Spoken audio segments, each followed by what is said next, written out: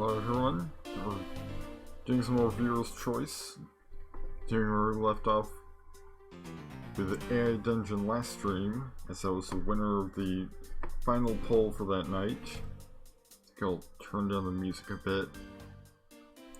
1 second. There we go, that should be good. So I've got the poll for...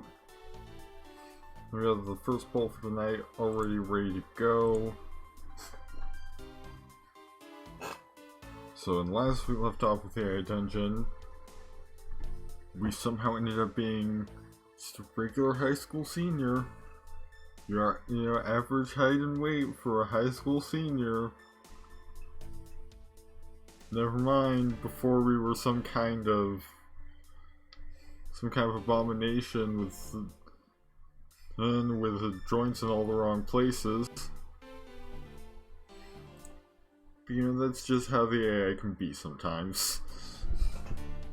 Like, it seems to like turning adventures. The Dragon Ninja especially seems to like turning adventures into just like mundane high school adventures.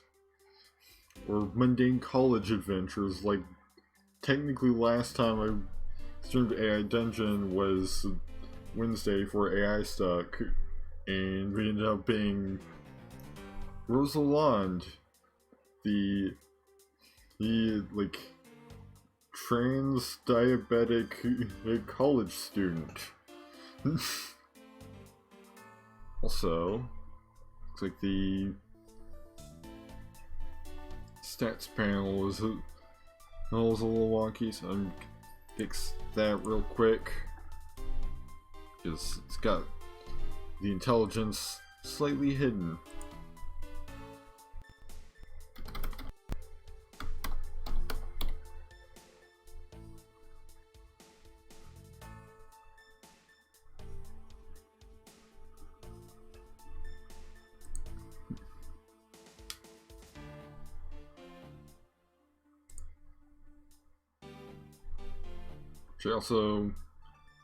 I also turned on dynamic like frame rate or whatever, as it should be on.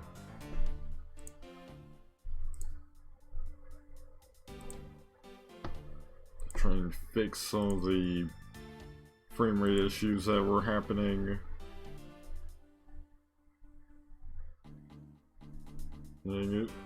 Yeah, dynamically change bitrate when dropping frames while streaming. So things should be a bit better than last stream, which so far I'm only seeing one skipped frames news notification, so that's good.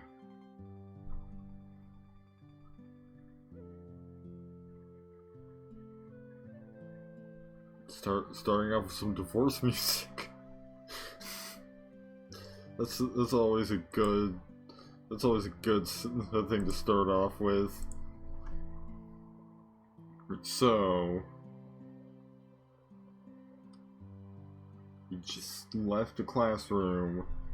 We inspected everybody to just sort of get a feel for who we are. Or at this point, you're unremarkable in appearance. Your unremarkable appearance can be summed up in a few words. You are of average height and weight for a high school senior, and have a casual but not sloppy look about you. Check your schedule. Let's see what our next thing to do is. Since we're an average high school senior, you pull out your schedule and notice it's the first day of the first class of the day is English. That means you should probably get going. You rolled a 20 plus 3 versus 6 and succeed the personality skill check. We had to convince our schedule to emerge from wherever we're keeping it.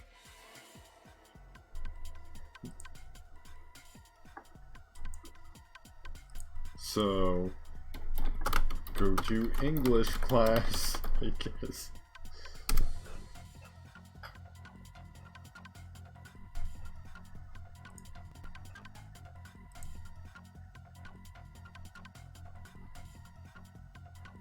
I'm getting fewer skipped frames notifications. Do you think that's probably just like, oh, the initial frame skip that causes it to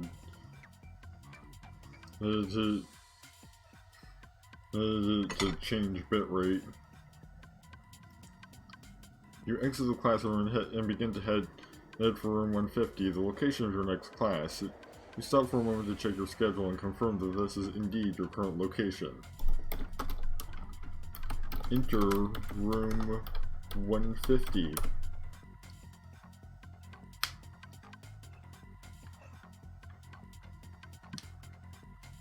You look around the room and find it empty, save for one student who sits in the far corner. She's very small and has long black hair. That's somehow a dexterity skill check. Sit down at your desk. I'm just attending English class now. Sit in your desk and begin to wait for the teacher. Suddenly the door opens and a man walks in and, "Hello," he says. "I'm Mr. Frankel, your math teacher."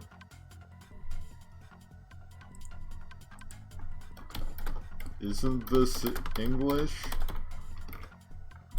Isn't this English class? Why is the math teacher here?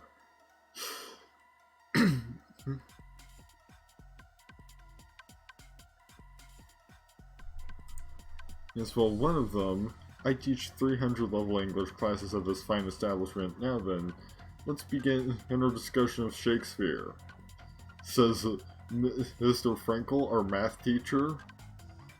Also, 300 level is a college term. Last I checked,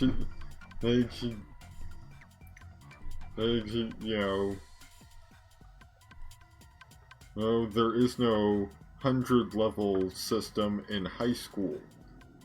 Then again, I don't even know what country or even world this high school is in, so you never know.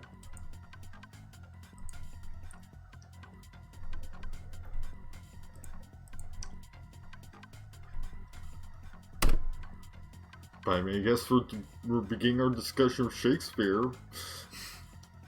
Because the math teacher also teaches English. He sits down at his desk and the class begins. You're not quite sure what to do, so you just stare at the teacher. "So we're reading Romeo and Juliet," says Mr. Frankel.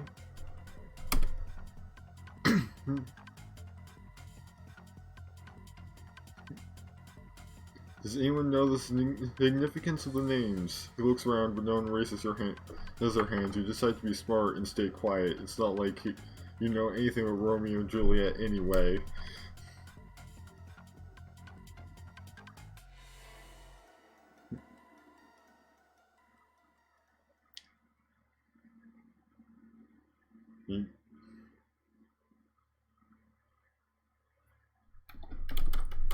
Continue listening.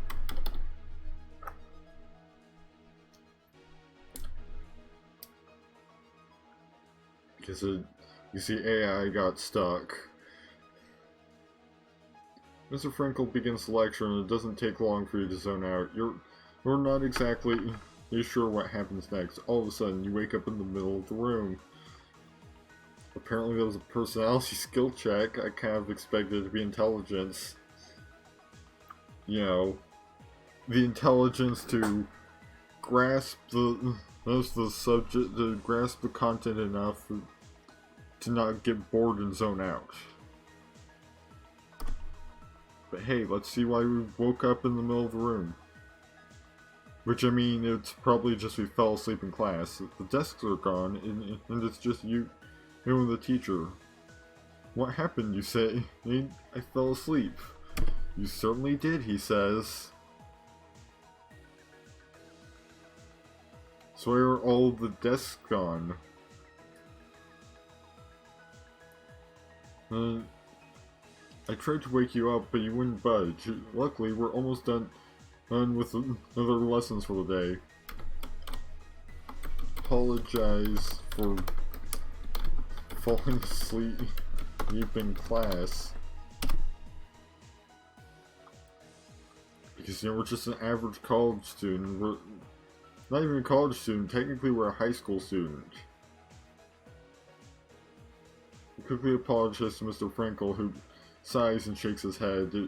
I'm surprised you still want to be here, he says. Maybe we're an early college student. Because, I mean, we're apparently a high school senior. Most students don't want to deal with a teacher who gives too much work. Please, I want to stay.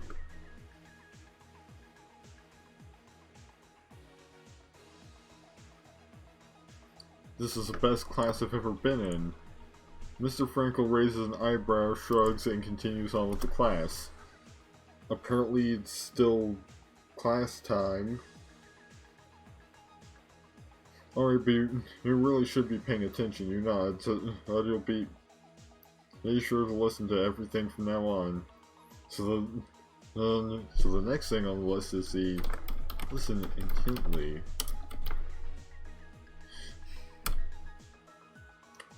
Just gonna, you know,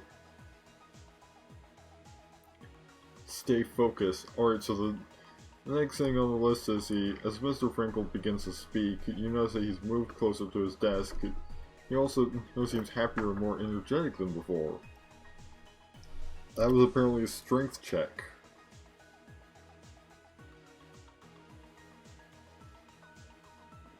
Mr. Mr. Frankel, you ask? Yes. Are you feeling alright? I feel fine.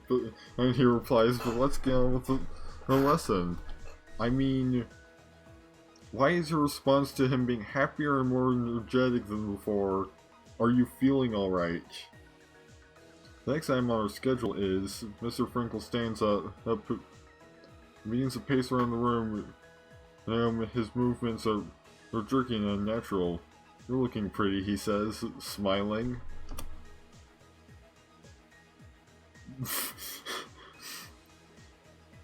Do you put on makeup for the show? What? No.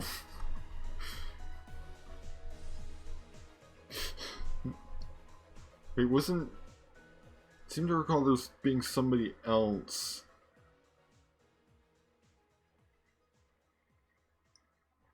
The walking jerky and unnatural.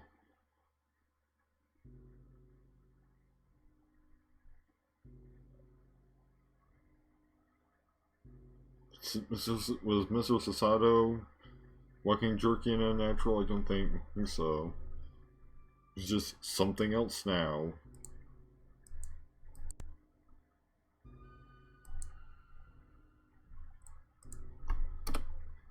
So this is getting uncomfortable. Mr. Frankel, are you feeling alright? I told you to call me Theo, and he yells, of course I'm feeling alright. Now hurry up and take off your clothes. You clearly are just feeling alright, Mr. Frankel.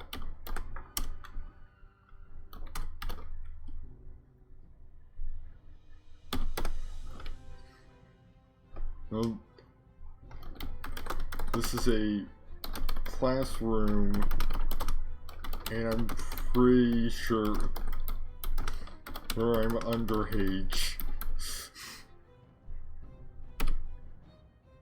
Because it says average high school senior, so presumably 17 to 18. It's no use, he yells.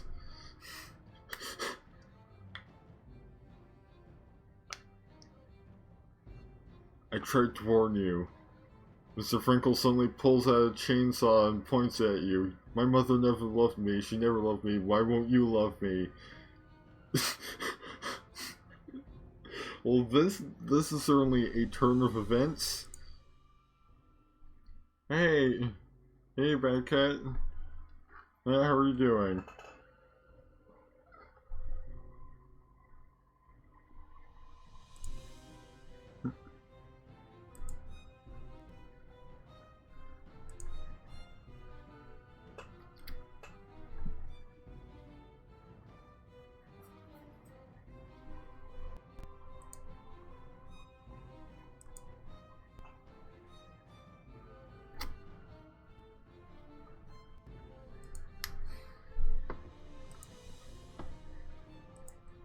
So, guess I'm just gonna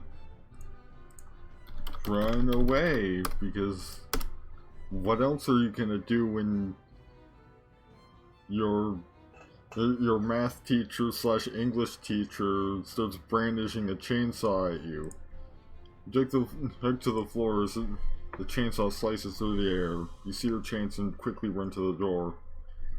You rolled a 14 plus 4, Error versus 14, and succeed the dexterity skill check.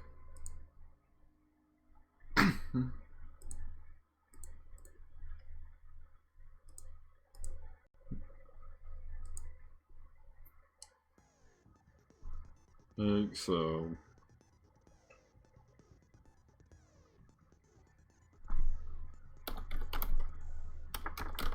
continue running while calling out for help.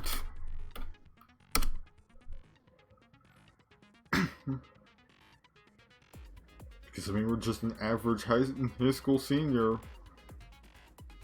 Quickly dash out of the classroom as you rush down the hallway. You run into your classmates. I saw you run out of the room, says Damon. What happened? Is everything alright? No, everything is not alright.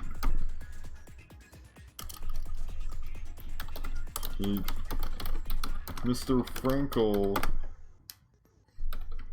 tried to get me to take off my clothes, then started attacking me with a chainsaw.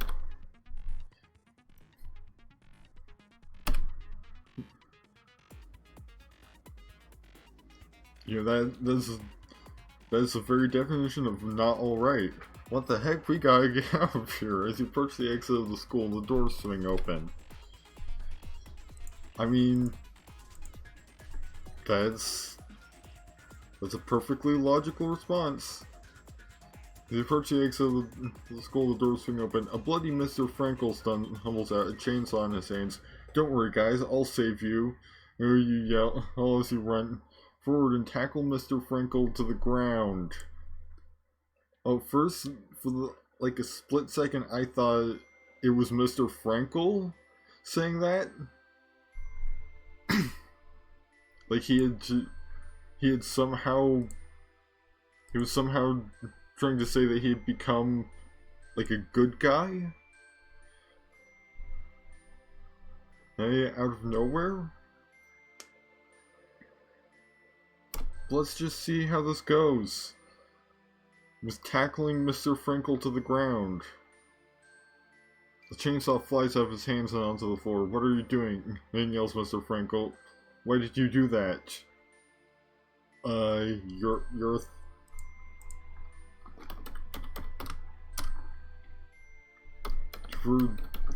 literally threatening me with a chainsaw. What else was I supposed to do? Honestly, fitting that of all days. Fair point, says Mr. Frankel. Those things are dangerous. Stand up and quickly grab the chainsaw. You rush out of the school with your classmates and head towards the nearest police station. It's just like, yeah, you have a point. You have a point there.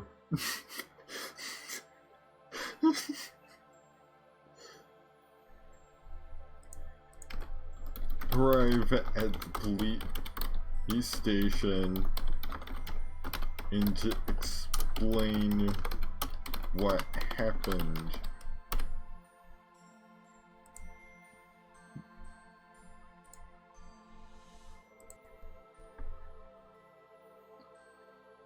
Okay, successful personality skill check.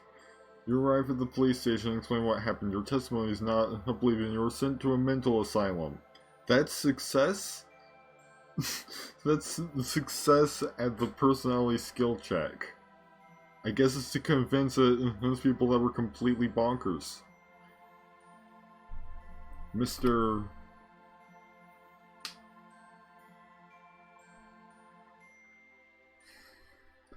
on. Finish the sentence. Mr. Frankel has long since disappeared. You're strapped to a bed and given heavy medication. You're unable to move as the drugs enter your body. Your limbs become weak and you can no longer feel them.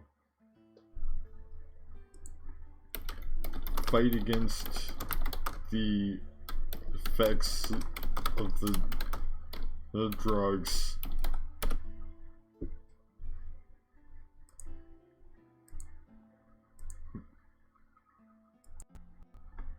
Try to fight back against the drugs, but they're simply too strong. And your vision begins to blur and eventually you can't see anything at all. You're conscious, but only barely.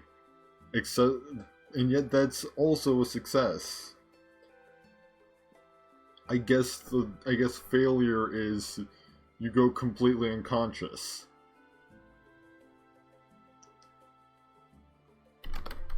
Maintain consciousness.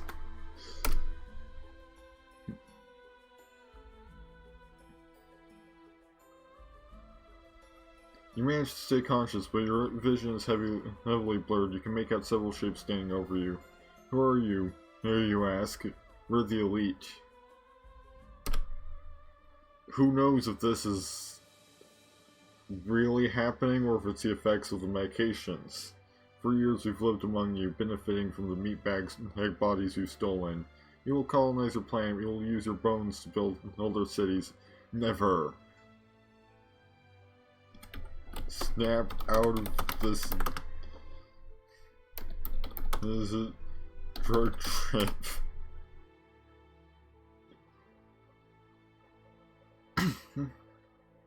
Or maybe you snap out of the drug trip and see reality again. You look around the room you're in and find yourself strapped to a bed. There's a tube in your arm pumping you full of drugs. Carefully pull out the tube. Do you even have arms available to do that? Who knows? You pull out the tube, you feel a rush of drugs under your arm, and after a few minutes you can feel the effects. Your limbs tingle with numbness and your mind feels hazy. Guess that 20 plus 4 skill succeeded. A successful dexterity skill check was to just pull our arm out, pull our other hand out, unplug the tube, slip out of the bindings on the table, since we are pretty nimble.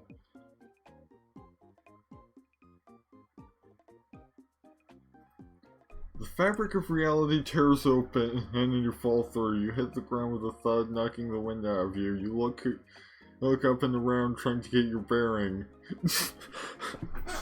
That's not the kind of slipping I meant. But okay. That's one way to interpret a nat 20, a dexterity skill check, to slip out of the, like, leather straps binding you to a table. You dexterity so good. Like, you escape artist so good. You slip out of reality. Or maybe, once again, you're just high. Because you are under the effects of your limbs were tingling with numbness and your mind is feeling hazy. Examine your surroundings.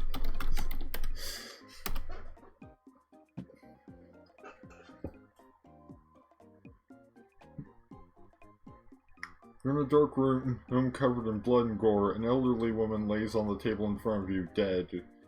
You quickly stand up looking around. That's another dexterity check, and also an upgrade to dexterity.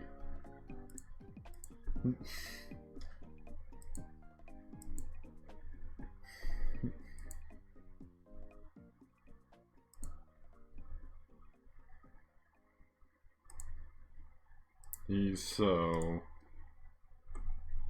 examine the elderly woman.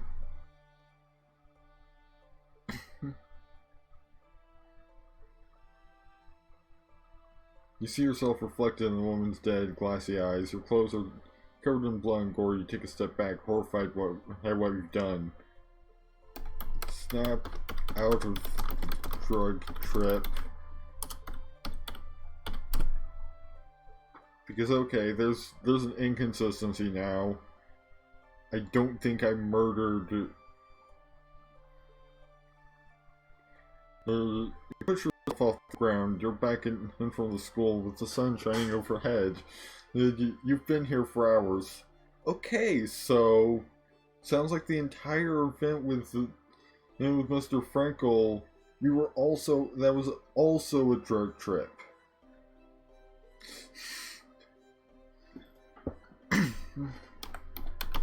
Stand up and dust yourself off.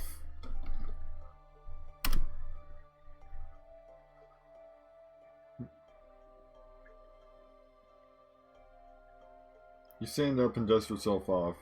Hello, you call? Your voice echoes to the massive cave system. Hello? You ask, no response. So either the school's in the cave, or we're suddenly somewhere else again.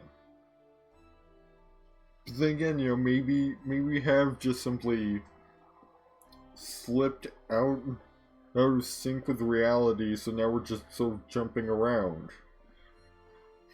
Because with dexterity, it's so good.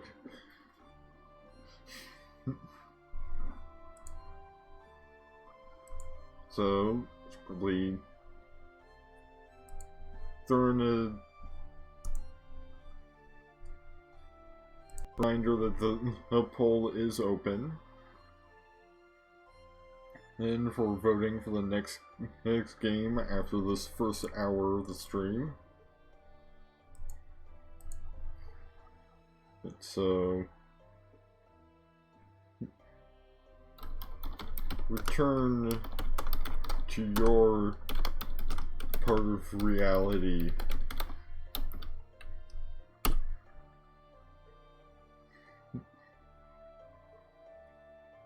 Because either we're high or we're genuinely just like slipping in through reality because we've just become uncoupled. You are on a stage, standing in front of an audience. Greet the audience.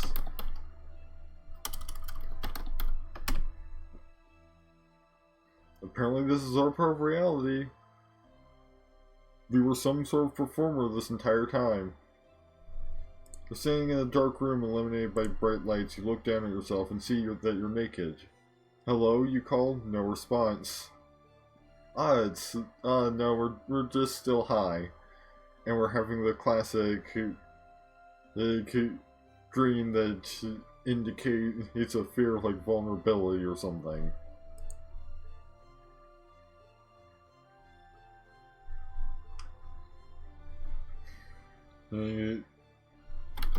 Bend the drug trip to your will.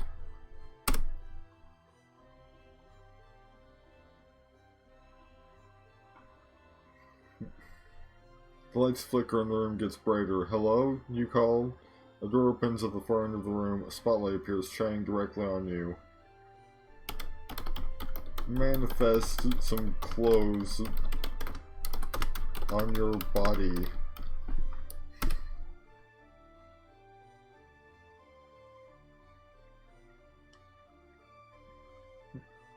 The door slams shut. Hello, you call again to no avail.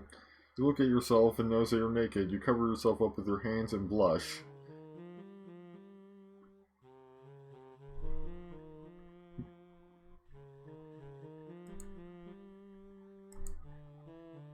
So much for that. Maybe it's not a drug trip. Maybe we have just become uncoupled from reality. Continue slipping through reality.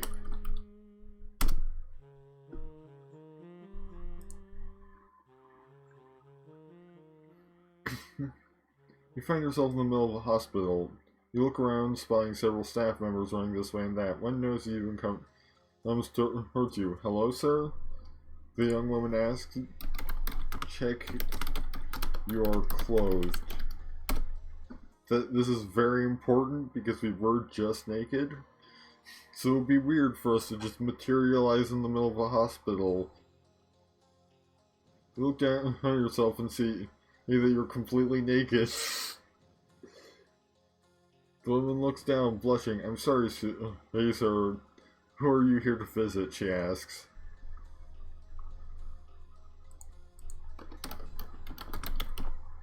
I don't even know what I'm doing here.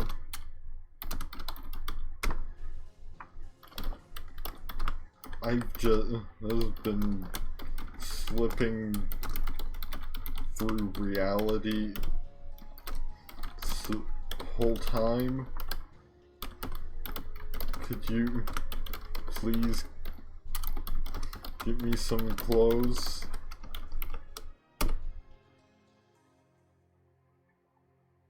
Of course, sir. We'll have you out of here as soon as we can. The woman leaves without another word, and the world fades to black. Hold on, what? The world fades to black. You wake up in your bed feeling great. Check whether or not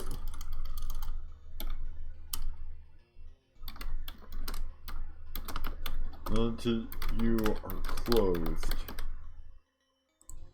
They misspelled weather.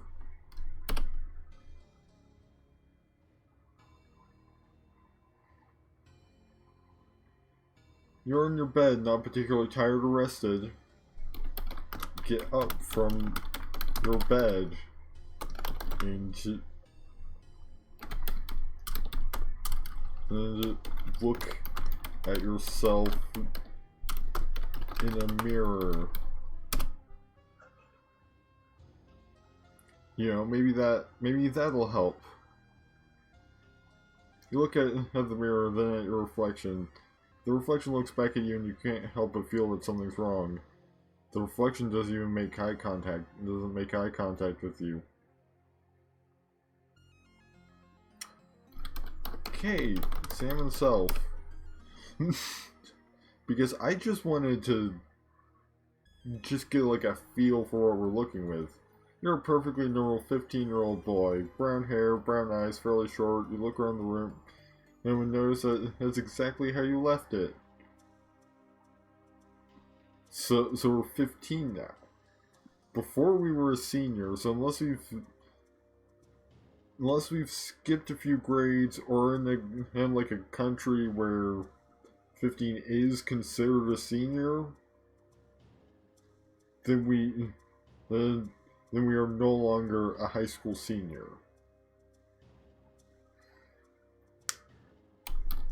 Remember your name, because you've got to have this character be given a name.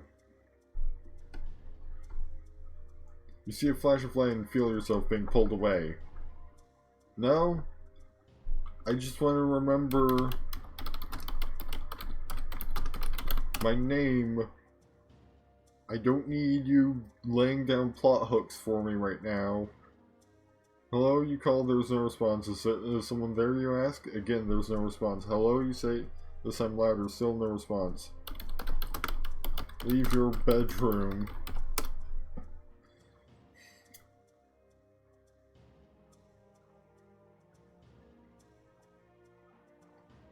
You walk down the stairs of your family home. Hello, you call? Well, you walk past the living room and towards the kitchen. Your cat, Mister, is lying in his usual spot on the sun.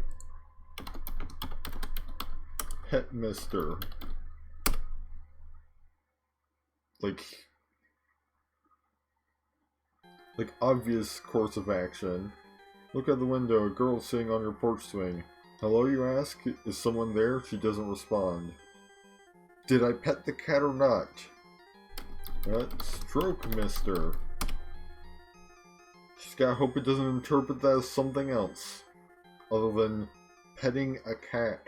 You stroke, mister, and look out the window. The girl is still there. Hello, you ask? The girl stands up from the swing and begins walking towards her house. Greet the girl cautiously.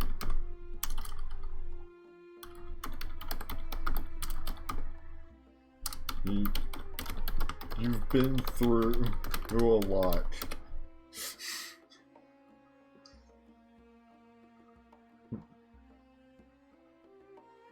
You look out the window and as the girl walks towards your house, you notice that she's wearing a sundress and a hat. Suddenly she drops to the ground.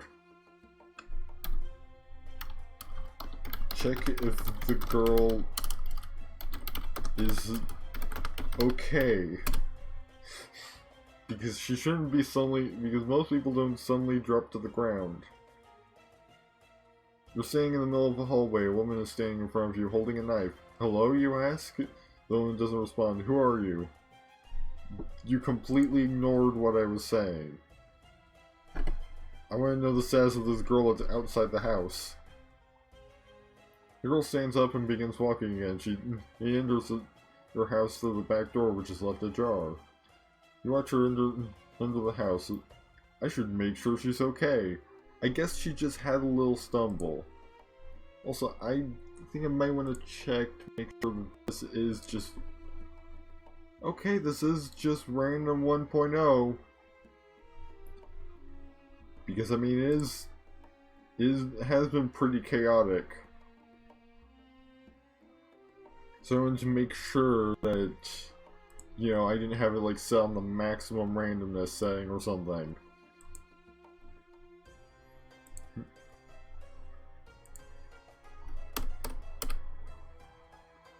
Yeah, you do that. Because like that's what I said to do. You say you walk downstairs and towards the back door, you open it, you find the girl standing in her kitchen.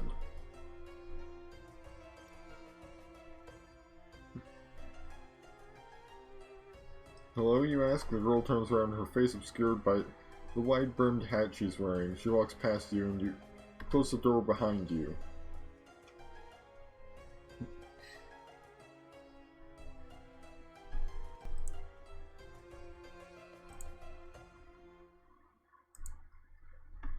You follow her into the living room. Hello, you say again, this time addressing her directly. The girl doesn't respond. She stands in the middle of the living room, looking around. Ask her if she can see you. Because, like, am I dead? Am I a ghost? Is she a ghost? Who knows at this point? You walk up to the girl and place her hand on her shoulder. She stands perfectly still. Can you see me? You ask cautiously. Girl doesn't respond.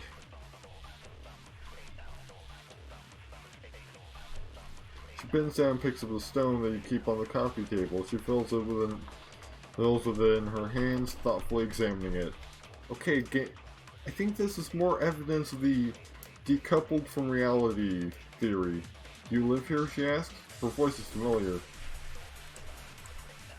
Yes. This is my house.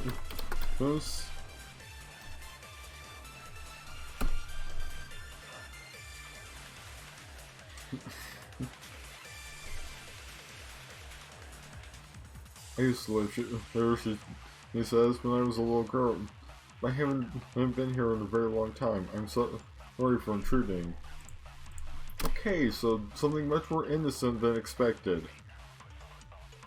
Because I thought she was gonna be some sort of like a demon or something. At this point.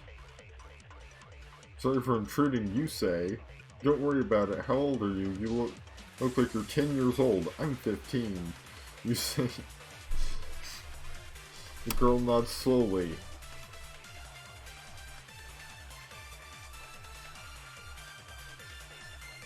You know, they used to keep us in cages. I was in a cage until I was 4 years old. Hold on, what? I'm so sorry, you say. Hey, do you want to know what else? Well, she asks. I mean, I guess let's just continue this conversation. Yes, you reply. They cut us open and did tests on us. They made me into a freak, she says. What kind of freak? She looks up at you, with tears in the corners of her eyes. I'm not a freak, she says. Of course you're not. You reply.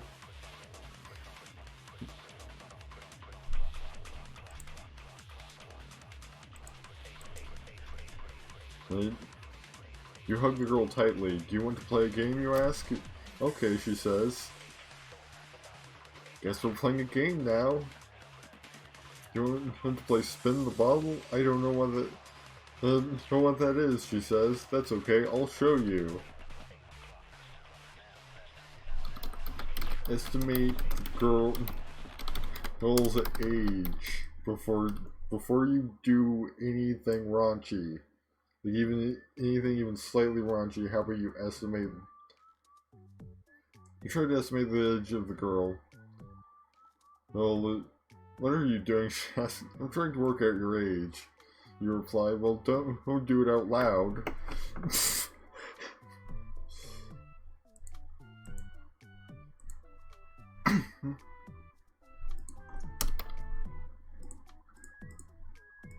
That was a successful personality skill check that leveled their personality skill up to 12.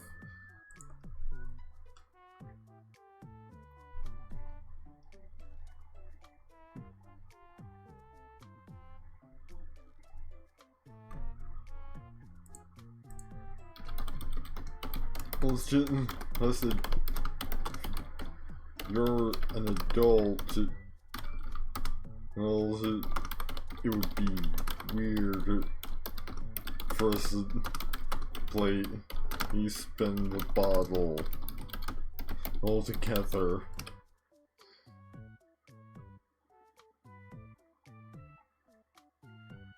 And I have no idea how old you are. What? The girl asks? Well, if you're an adult, that would be weird for us to play Spin the Ball together, you say. How old do I look? You tell me, AI! That previous command was me asking you, basically. How old do I look? The girl asks. 8, no, wait, 9, you say. I'm 11. The girl says it angrily. Sorry, I was way off. You say, yeah. I think enough development sort of happens. Like, sure, both are minors legally speaking, but there's enough of a gap in sort of development, you know, puberty and all that. The Spin the Bottle could get weird between a 15-year-old and an 11-year-old. Like, unless you choose sort of an alternative activity. Plus, also, Spin the Bottle would be kind of weird for 2 people. Because, like, isn't that just, you know, kissing each other with extra steps at that point? Because, like, there's not even the excitement of the randomness. You know, it's not a chance thing. If you've only got 2 participants, it's guaranteed to land on each other.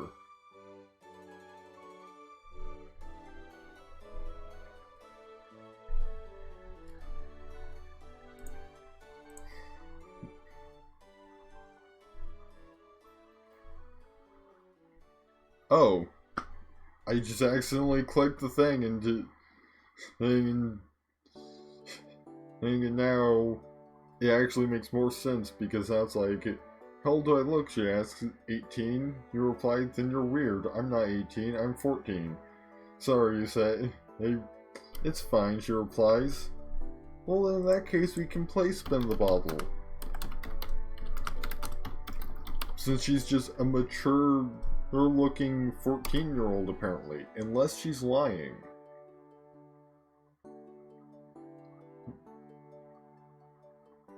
Okay, let's play, you said. Hey, the girl walks into the kitchen. She returns with a wine bottle and places it in the center of the room. She sits down on the ground across from you.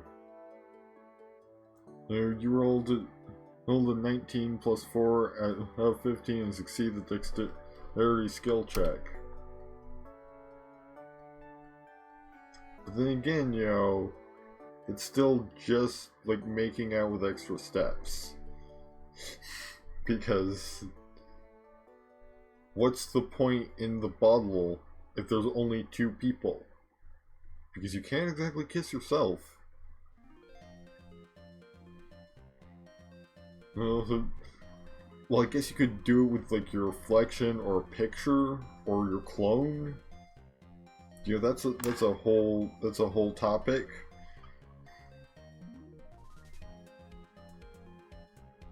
The girl walks into the kitchen. She returns with a wine bottle and places it in the center of the room. She sits down on the ground across from you. You sit down next to the bottle and look at it intently. Okay, says the girl.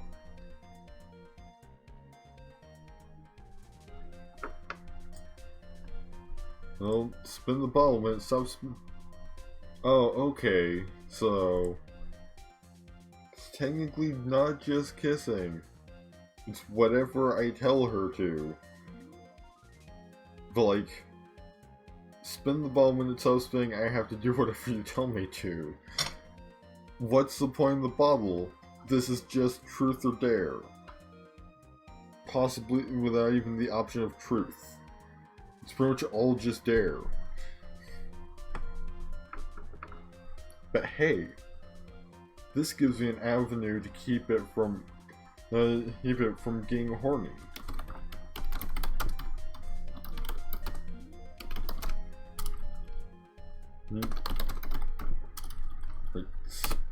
Guess I'll just spin the bottle and maybe see what the AI comes up with.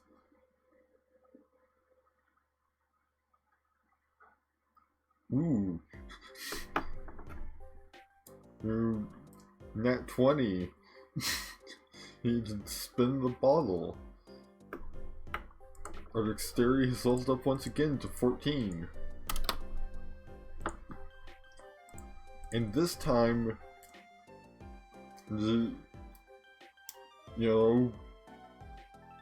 time I'm the bottle didn't just like phase into another dimension.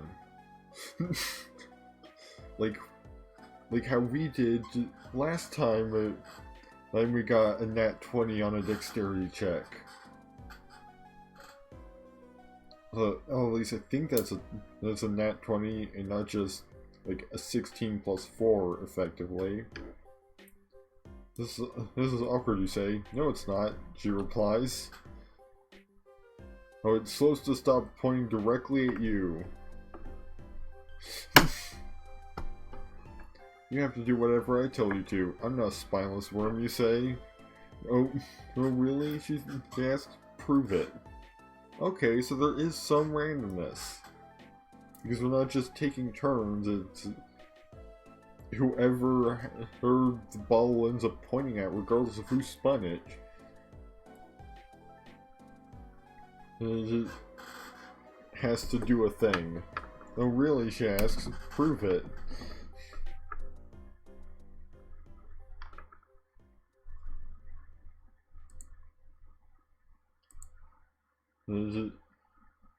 Finally you say, whoosh. You lean in, give the girl a quick peck on the lips. Ew, she says, that's so middle school. I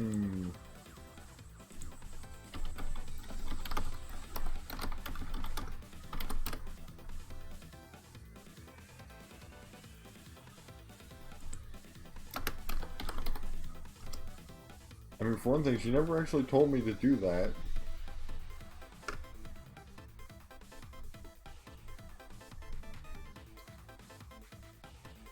Also, I just looked it up, and 14 is just barely out of middle school. So...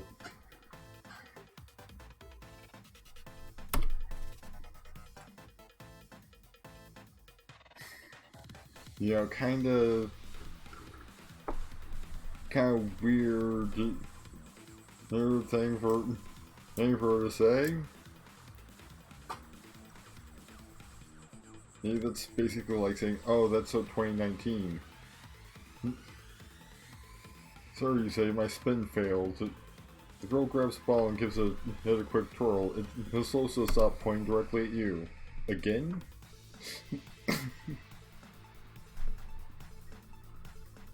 How cute, she said. As I guess I'll give you a kiss too. Girl leans in and presses her lips against yours. Wrap your arms around her and deepen the kiss.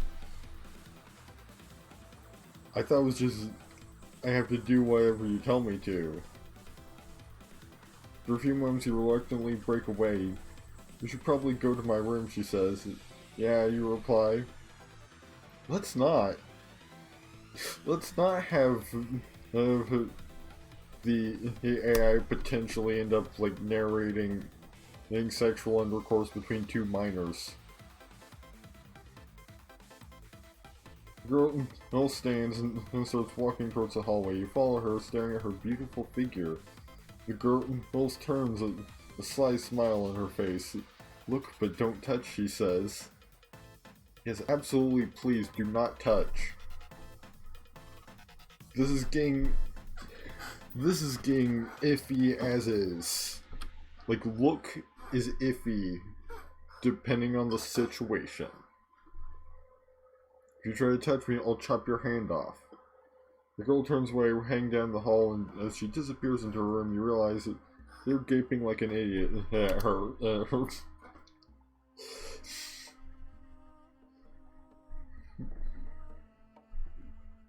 You quickly follow after her. What's your name, she asks. David, you say. Hey, I'm Ashley, she says. So, David, do you have a girlfriend? Hey, in a roundabout way, we finally got her name. Then you say, would you like to be my boyfriend, Ashley asks. Yes, you say. Ashley smiles. She takes your hand and presses it against her chest.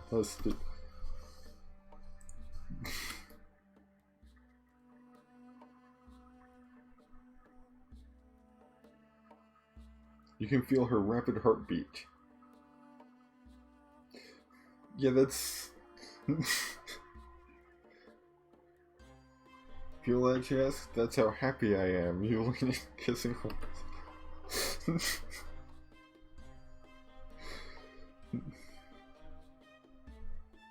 Well, that's enough of that. I had to spin the whole question for you. Truth or dare? Those are two different games. Names, I'm pretty sure. Truth, you say. I'll make this one a little harder. I'm going to list a bunch of things. You tell me if you're allergic to them. I have no idea what David's allergies are, so who knows? Guess we'll find out some things about him. Is it ready? I guess, you say. Peanuts? No. Eggs? No. Me? You shake your head, smiling. How would I be allergic to a person?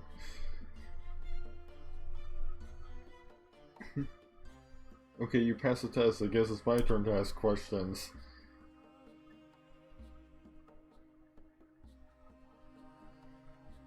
Truth or dare? Or you ask truth. And she says, do you, yes, well, duh. She says, I mean, you literally just went steady, so I would hope so. Well, duh, she says, you're my boyfriend. For an hour or so, Ashley leaves. You go to bed, smiling. Over the next few weeks, you and Ashley spend more and more time together.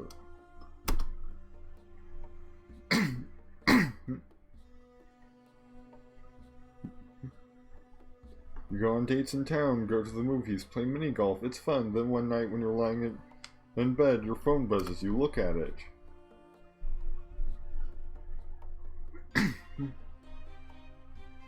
It's a text from Ashley. It reads, I'm at the garbage shed behind the fun house. I'm hidden. Come find me. You smile and toss your phone on your bed. Just the garbage shed behind the fun house. You get up and you head out of your room. You head down the stairs and into the dark hallway towards the back door. You swing the door open, revealing the dark night sky. A cool breeze hits your face as you head towards the shed. Arrive at the garbage shed behind the fun house.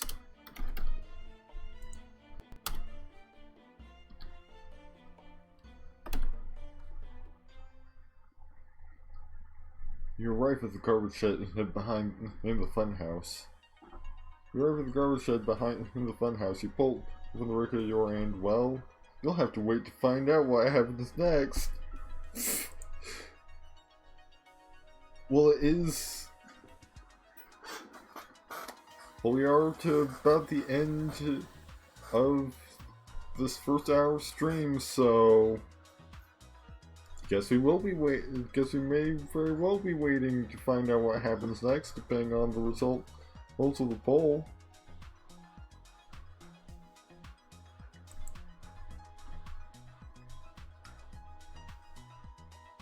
I believe started AI Dungeon properly like a minute into this first hour, so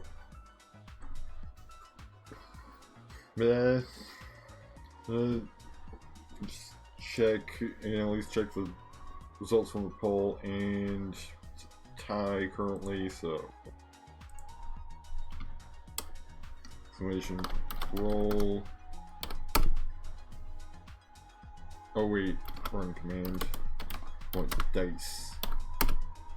That's the command I made. Right, so tiebreaker. The result is real lives. Alright then. So I will be right back with real lives. But first, let's save this. Let's make sure this adventure properly saved.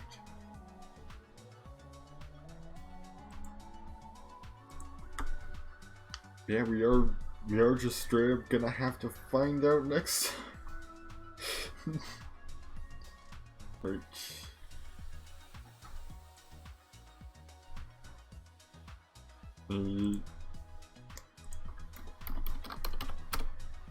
So check if there's any media requests so far. I don't believe there have been.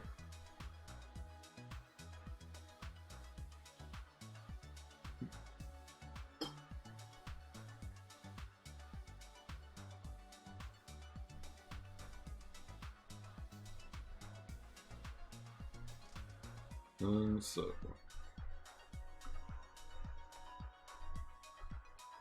but that will determine what kind of BRB we have.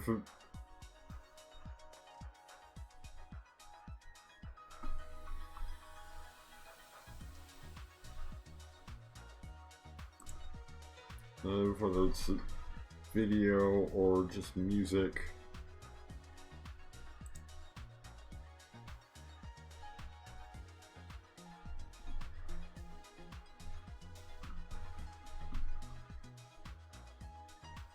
I don't see anything in the queue.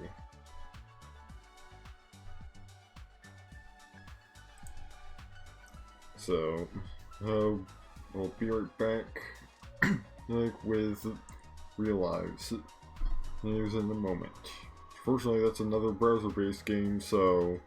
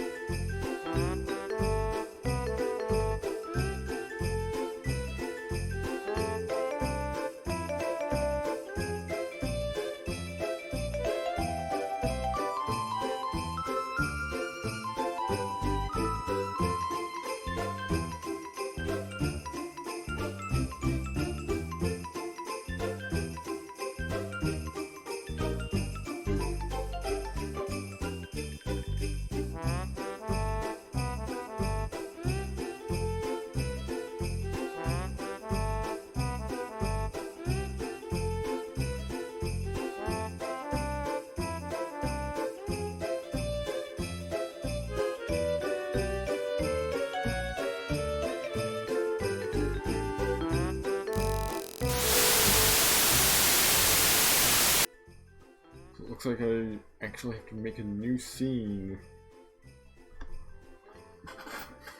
So, as I apparently just like deleted the real life scene at some point for some reason.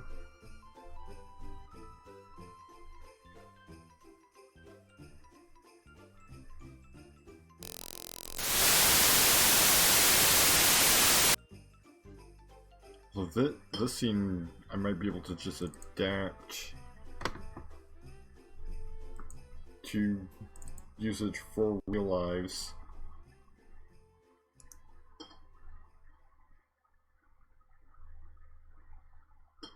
So just gotta turn off the filter. There's on it, and we'll be good. We'll turn off the filters and resize it.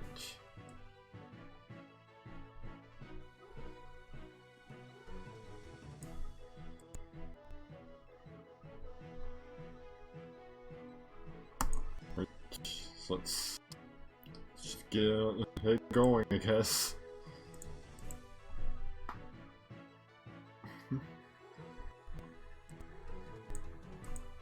Also,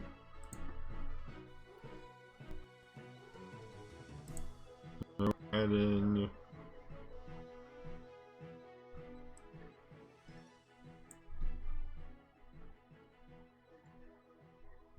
the scene for her music.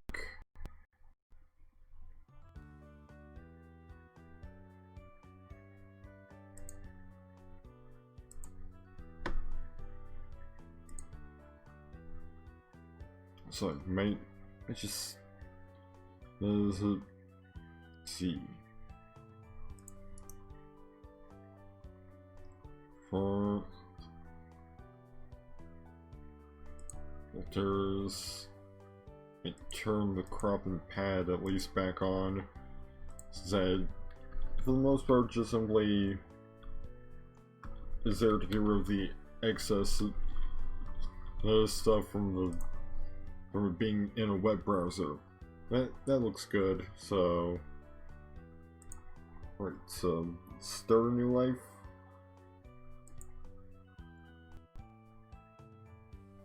Oh yeah, it also has a full screen mode. So I think I'll just play it outside of full screen. You were born as a boy, your name, Evando Amaral. Gender male, city, Pessoa.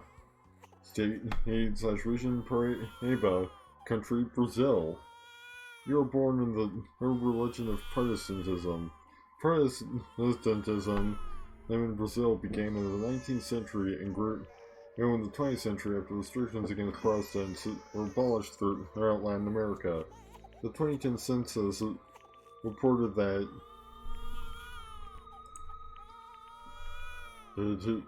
about 44 million people about the 22.2% of the Brazilian population is Protestant, about 44 million people, making it one of the largest concentration, and one of the world's largest concentration of Protestants. Let's see our country information. You were born in Brazil, a history of colonial aggression, forced labor migration, and cultural blending has developed the South American marvel into the energetic, fast-paced Brazil we all know and love today. People in Brazil are generally fun-loving with a friendly attitude. Football, all dance and music are the lifeblood of the country, spawned from an agricultural-based economy during its European disrupted history. Brazil of today is a vastly improving nation with a progressive and innovative economy.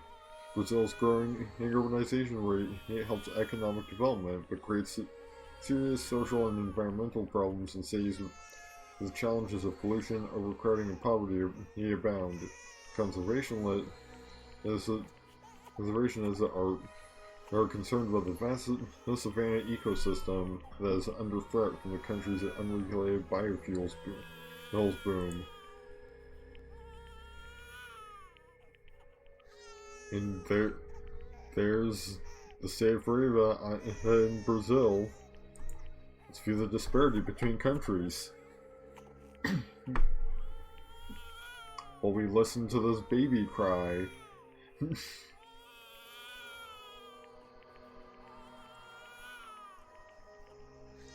Demographics.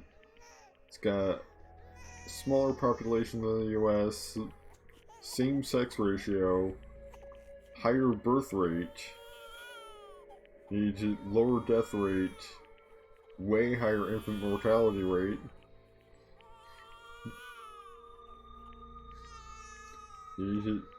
Primary school enrollment is only 2% lower than the US. Unemployment rate is like 8.9% higher. Access to electricity is 100% in both. Well, health expenses per capita, it's 9.3, whereas the US is 17.9.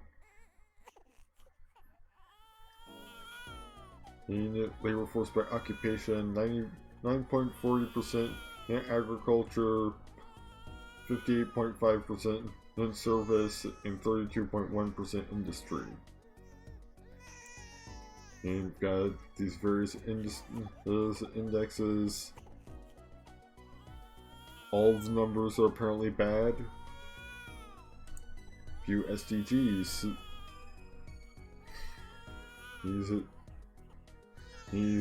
The US ranks higher on the SDGs because they've not succeeded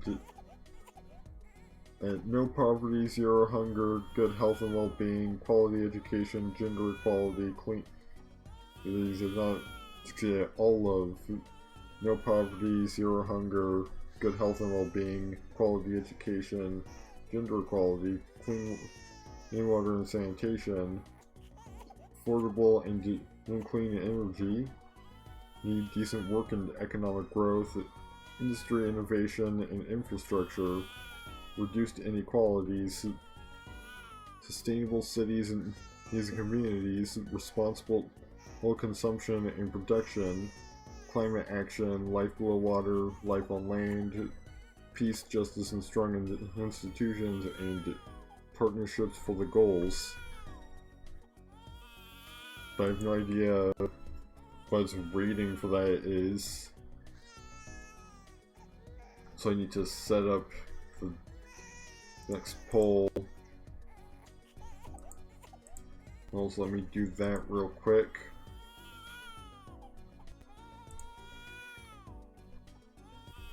I don't believe we've had any redemptions to add new options to the poll. So I'll just stick with what we had before, basically.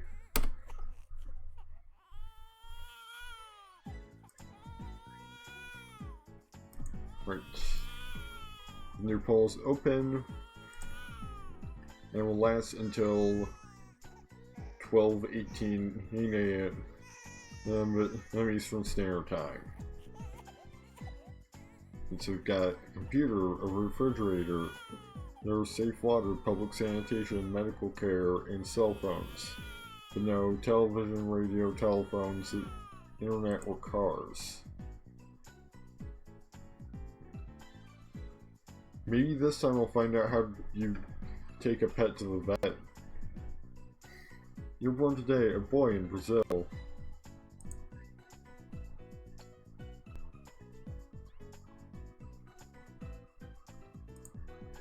Right, time to age a year. Got your medium socioeconomic status. Your father, Lucas, has been cured of ankylostomiasis. This is a hookworm. Also, speaking of our father, let's see what our family is. We've got Lucas Amaral, our father, who's 44 years old. Polian or whatever, Amaral, who is 41 years old and is our mother, and our brother Arthur Amaral, who is 12 years our senior.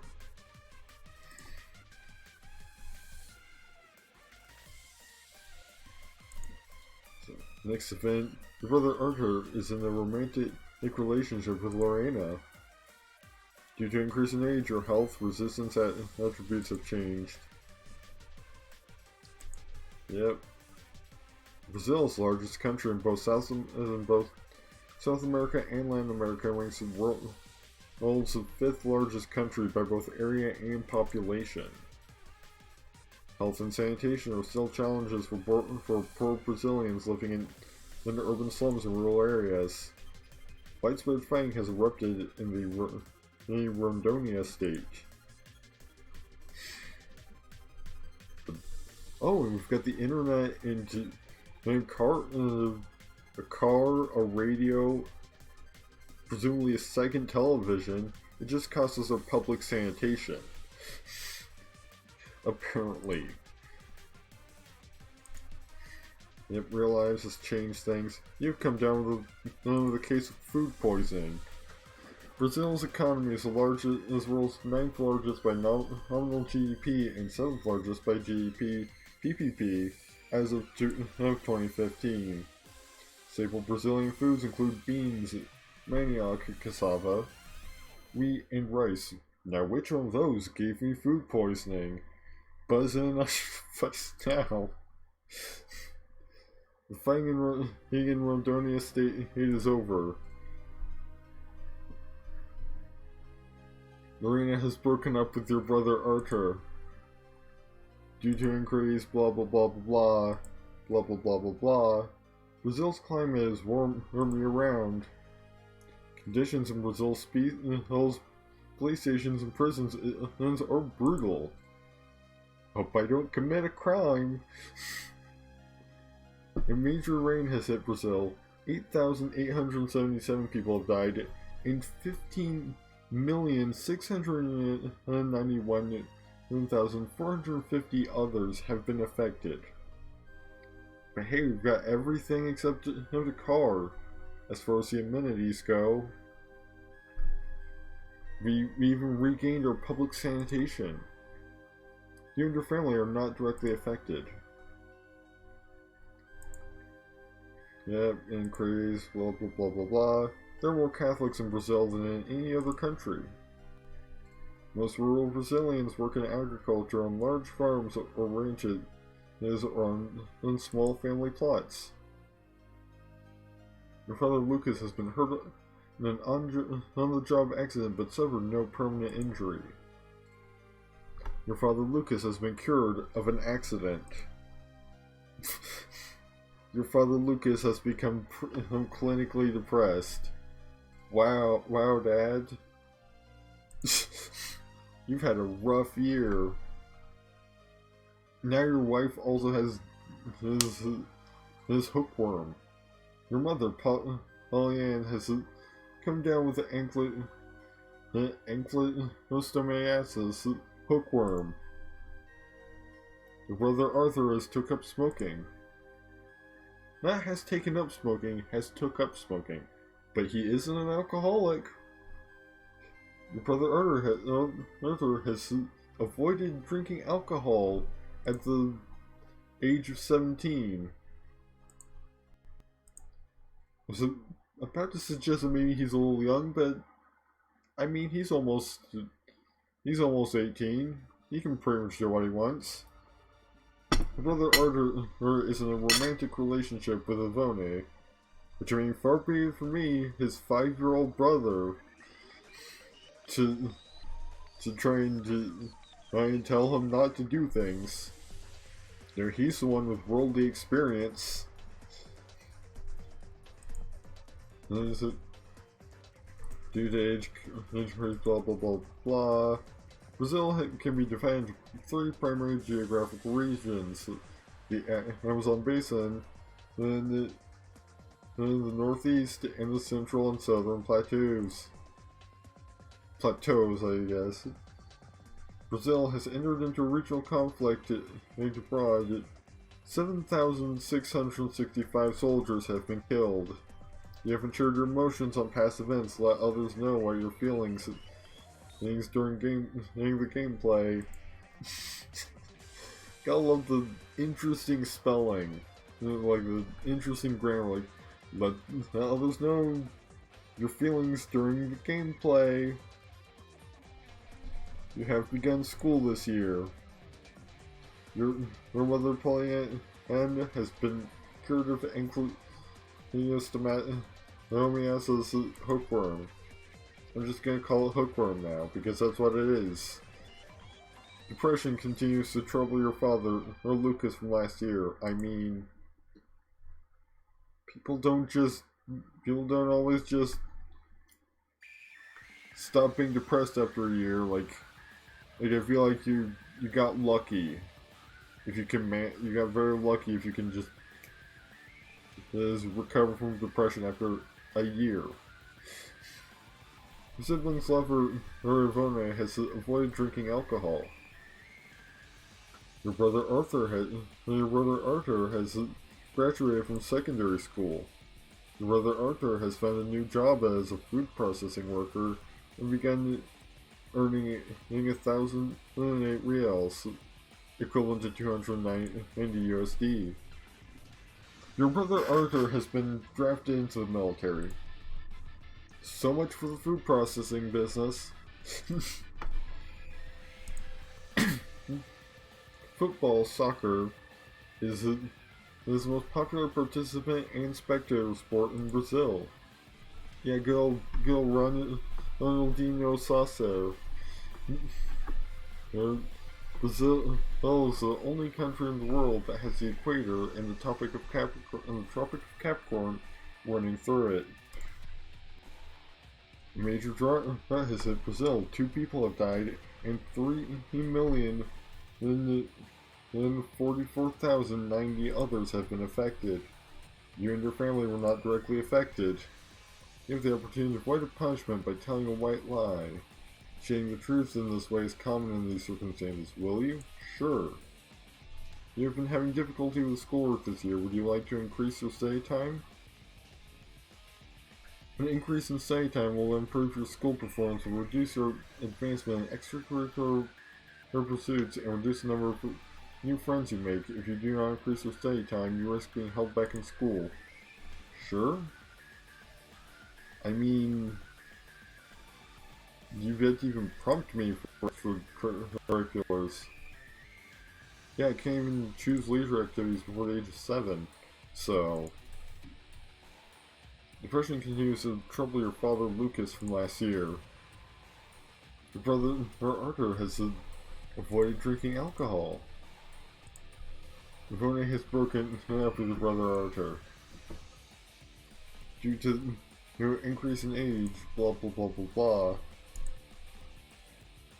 Brazil is the world's 10th largest energy consumer, with much of its energy coming from renewable sources, particularly hydroelectricity and ethanol. In many areas of Brazil, the natural environment is threatened by development. You're not entitled to choose leisure activities. Let's go with perhaps like playing and socializing. Oh, we had to like get rid of all the TVs. Maybe let's go for some religious activity. Sure, television watching, or television viewing, technically.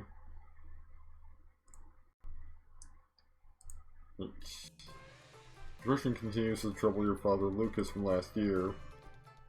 Brother Arthur's tour of military service is over, and I just realized that somehow the display is just straight up not working. Let me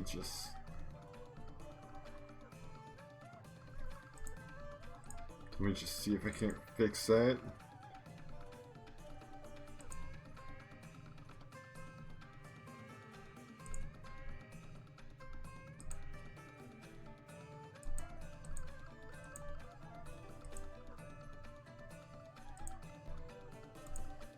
Alright, there we go. Now things are, you know, working properly.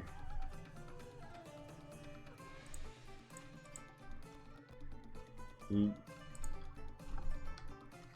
to the increase in age, blah blah blah. You've been having difficulty with school this year. Your mother has hookworm again.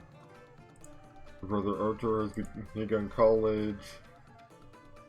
Your brother Arthur is in yet another romantic relationship.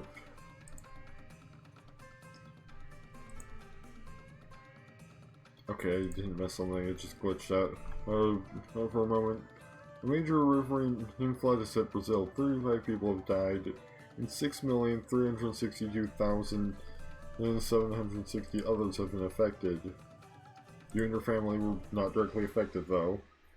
We have apparently lost all of our phones and our internet, and I think we had a car at one point over the last few years, and we've lost our computer. The war involving Brazil is now over.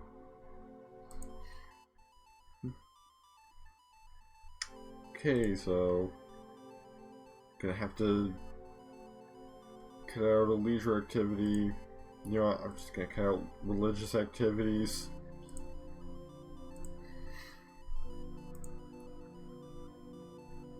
Would you accept the gift of a cat from your brother Arthur? Will you explain to me how to take Archie to the vet when he needs it? Brother Pauline has been cured of hookworm. Father Lucas has recovered from depression. Things are going great. Arthur has begun vocational school, and he's gotten engaged and married in the same year.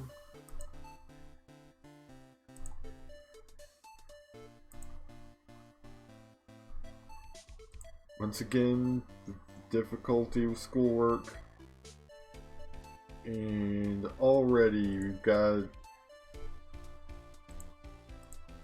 there any way I can like study harder? I guess not. Your cat Archie is sick. Please consult the veterinary doctor. Your cat Archie has died due to sickness. You are now eligible to take up a new job, or start a business at the age of 11. Yeah, I think I'll pass on that right now. You're sufficiently grown up to move out again at the age of 11. Your father, Lucas, has found a new job as a production department manager and has begun earning 3,428 reals, equivalent to almost 1,000 USD. Your brother's wife, Lucia, has graduated from college with a degree in education and has become a trader of used goods.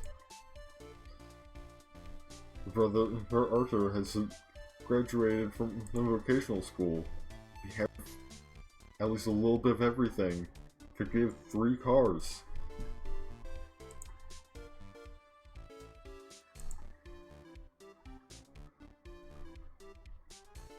Again with the hookworm. See. You basically know, like, really good, like, skills.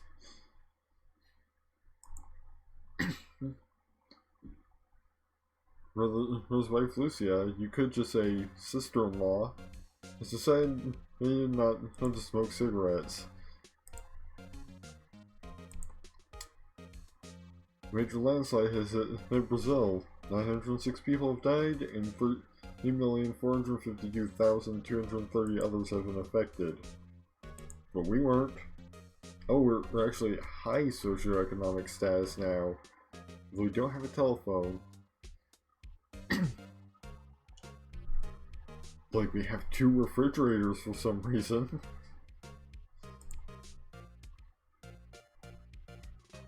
You're now mature enough to start a romantic relationship. You know what? sure. You've met a girl named Helios Sanchez whom you're attracted to. You like to get involved romantically? She does not feel the same way about you, unfortunately. Let's try like 3 times. And we've gotten a relationship with Helena Ribeiro. Second try. Brother has been cured of hookworm again. Her sister-in-law has avoided drinking alcohol. Her sister-in-law has a new job as a food processing worker. Her brother Arthur has decided to move out. He's graduated from college with a degree in economics. He's done well enough on the examinations to qualify for graduate school. He's found a new job as a special education teaching aide. But he makes less than than you would. It's like a production department. It's like a salesperson.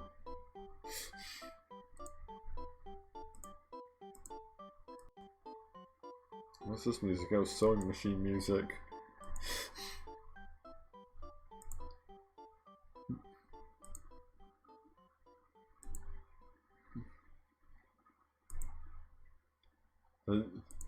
Yeah, yeah, I think I'll follow my brother's example and not start drinking. Helena's broken up with you. Well then.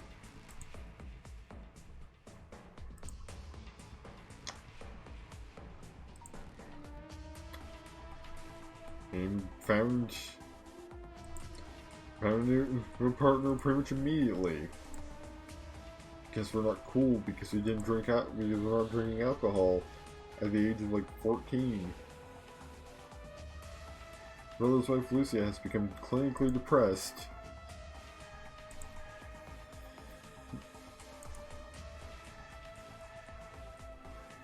Now I think I'll pass on the cigarettes and the alcoholic drinks. Decided to not smoke cigarettes. You've avoided drinking alcohol. You review your current financial status as well as change your expenses. I mean, I'm not the head of household, so your mother has developed hookworm again. She's lost her job as a salesperson. Your sister-in-law is no longer depressed, though.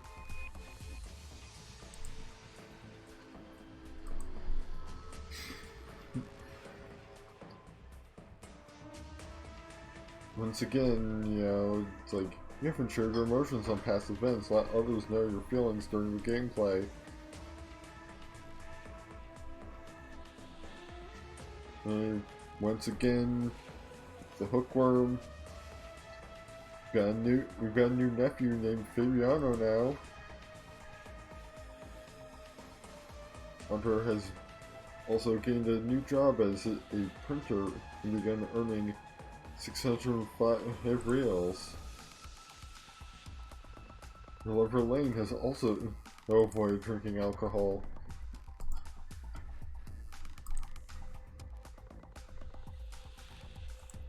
Oh, I'm gonna pass on the illicit drugs. Again with the hookworm. And your mother has become a handicraft worker.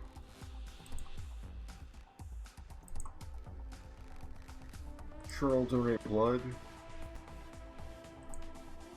Like once every 7 years or something.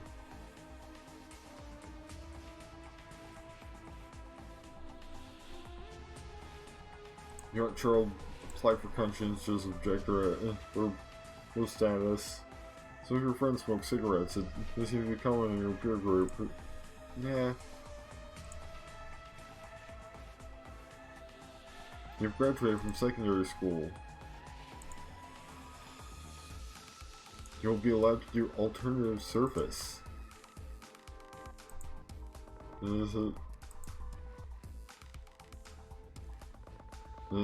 Hookworm is gone again. Your sister-in-law has lost her job as a food processing worker. You're not sure I'll go for vocational school. So you've got the options of criminal justice, carpentry, dental hygiene, first aid and medical technology, graphic arts, secretarial skills, audio video technology, computer technology, electronics, forestry, and printing. Well, let's just pick one at random. So there's 1, 2, 3, 4, 5, 6. There's 11 options. Exclamation point dice 11. Got a 7. That's audio video technology. You've not done well enough. You just said I did. Now that you're a dropout.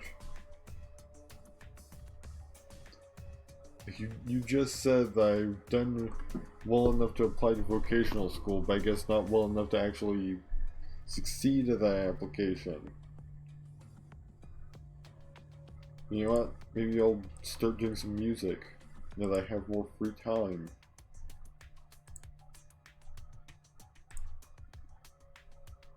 Oh, we have become vocational school.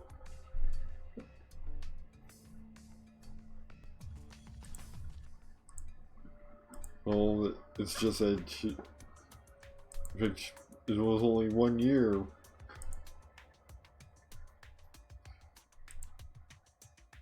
Lover Lane has begun college. She's not done well enough on tests to qualify for vocational school. Yeah, sure I'll register for posthumous organ donation.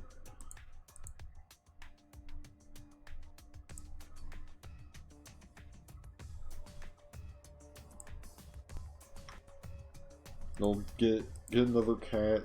Why not? Name it Molly.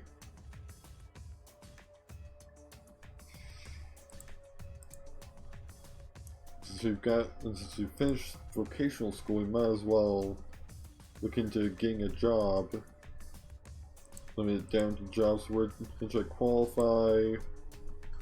Alright, so it can be a professional, a temporary odd job worker, a scavenger of used goods, a beggar, a salesperson, a thief, a shoe cleaner, and or a sex worker. Let's go for business professional. You know, because that's the best paying one out there.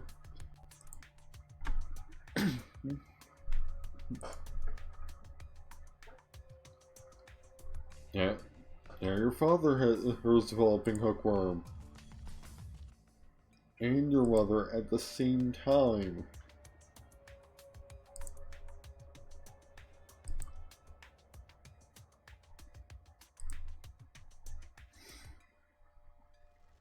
You know, maybe it's also time to move out.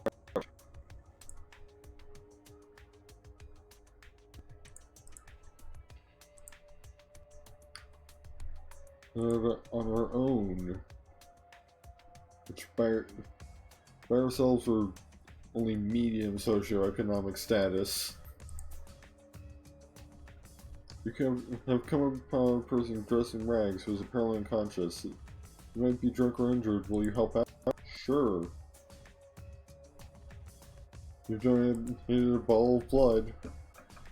Thank you for helping out. Thanks to you, the man you found is now receiving treatment. Your cat Molly is sick. Please consult the veterinary doctor. Molly's dead from sickness.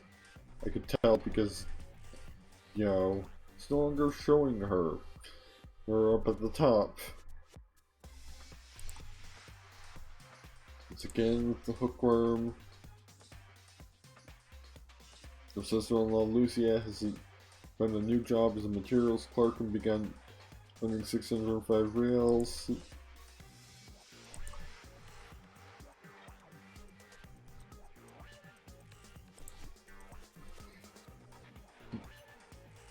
Okay.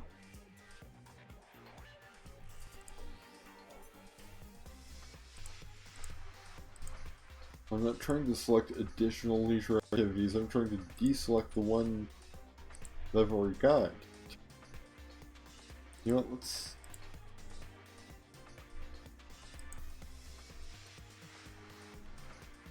let's see if we can get married after 7 years. Alright, we are engaged.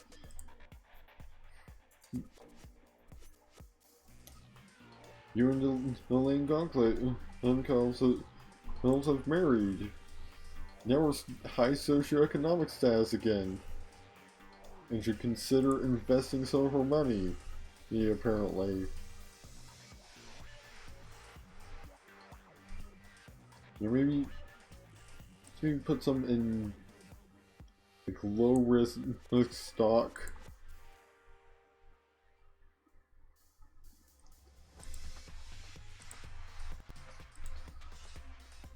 We're spending very little compared to others of similar means. Like change expenditure. Let's maybe bump up to optimal, modest, and enthusiastic shopper. And we still, and once, yes, the return of, you don't have enough money to actually change to that. Alright, so let's just bump up our diet to optimal. Well, for now. Once again, with the hookworm, Rifle Lane has graduated from college with a degree in geography. She does not qualify for graduate school, though. She has avoided drinking alcohol. She's become a materials clerk.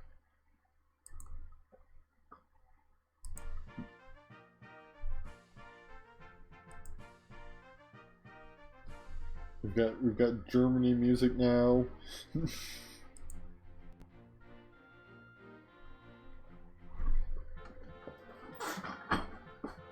Yeah, we've successfully invested the equivalent of about $1,500 into stock. Again, not doing illicit drugs.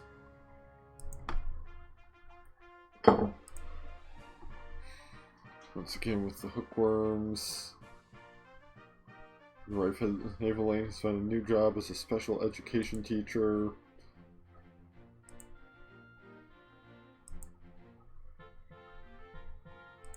Again, just gonna pass on all the things that will imperil our health.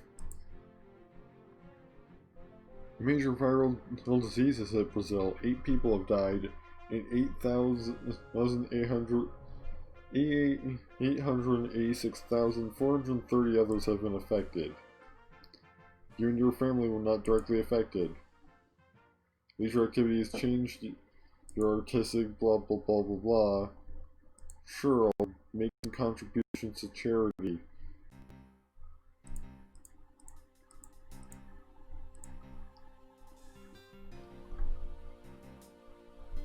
You gave some money to charity. Once again, hookworm. Wonder when I'll start getting hookworm. We're also back down to medium. Probably because my wife lost her job.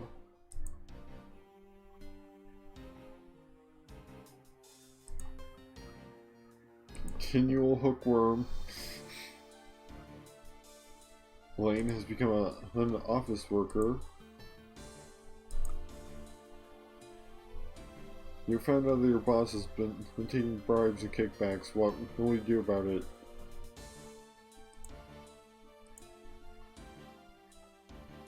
I'm going to not take advantage of the corruption but not speak up about it because I'd rather not lose my job, potentially. Once again, you have a good deal of cash. You should consider investing some of it. You know, I'll throw some into a bank account.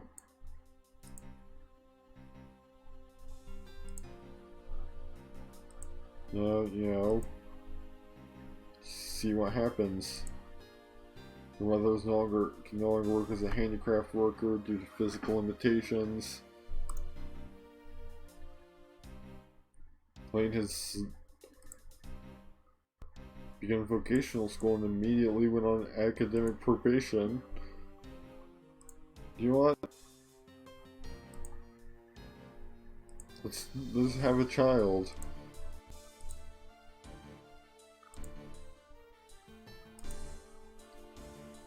Well, stat changes and our investment.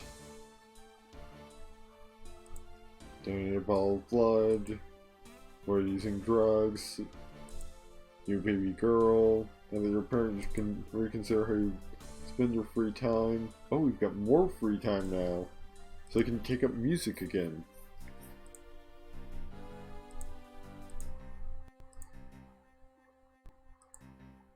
And you've lost your job as a business professional. Really?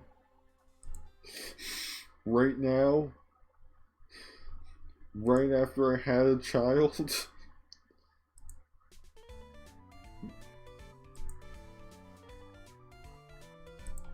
We both lost our jobs right after our child was born. Fantastic.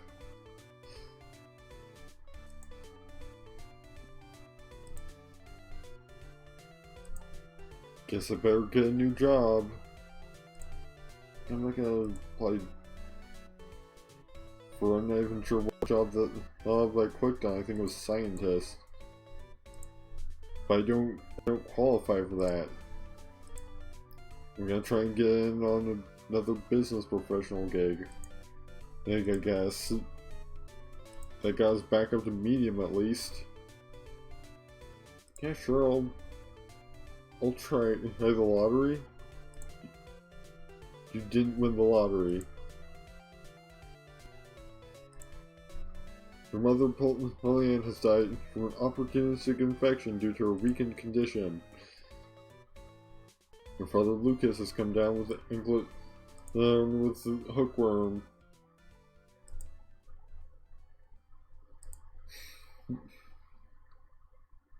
Her wife, Eva Lane, has found a new job as a shop salesperson and began earning 500 for reals.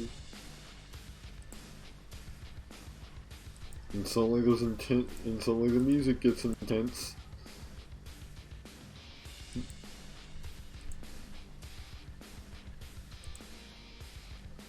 And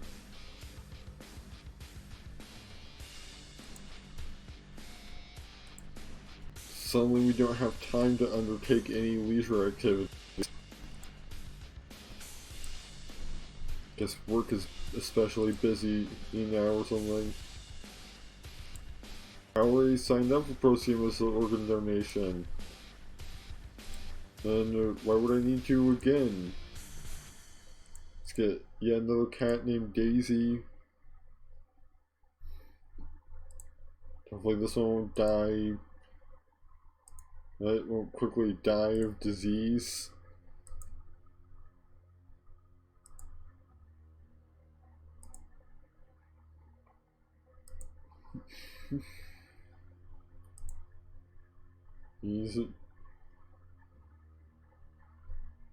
Cat Daisy is sick. I think you should visit the veterinary doctor. Once again, I have no clue how to do that. So, but hey, this cat recovered, or at least.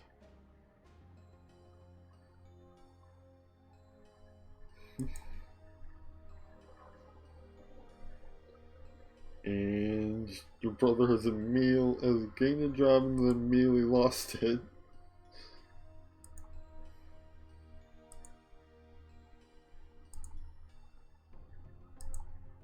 You've been spending very little compared to others of similar means. So let's maybe bump up our shelter and see if we can sustain that much of an expense. Apparently we can.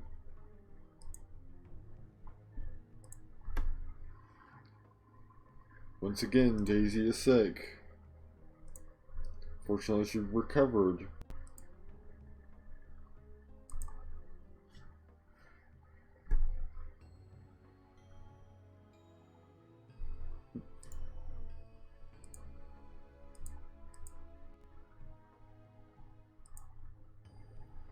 The leisure activity has changed your intelligence and spiritual attributes.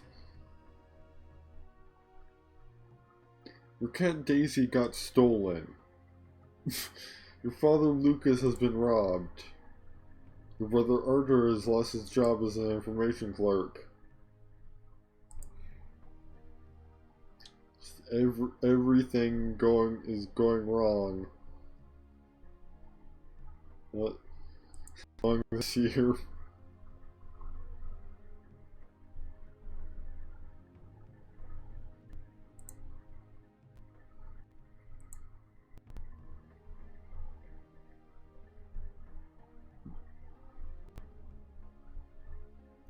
I believe it's getting close to time to wrap up this portion of the stream, so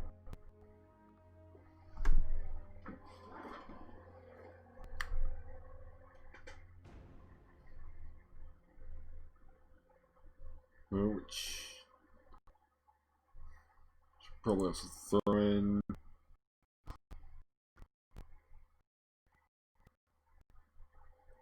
Yeah, maybe it was like 17 after midnight, so let's pull over and I'll be over, so gonna throw in another announcement about it.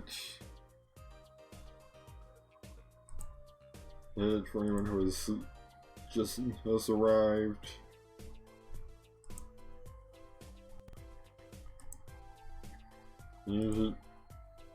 Which aging another year. Her daughter Fabian has begun school this year. Once again, spending very little compared to others of similar means.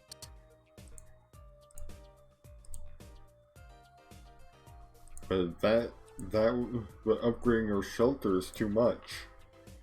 So I guess let's upgrade our diet. Nope. Can't do that either.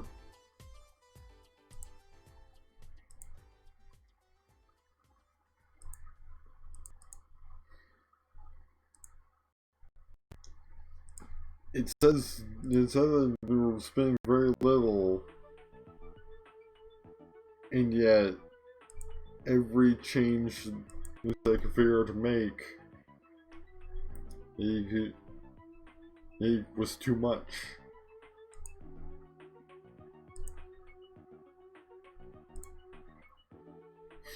You have been robbed. The robber stole 3,602 reals from you.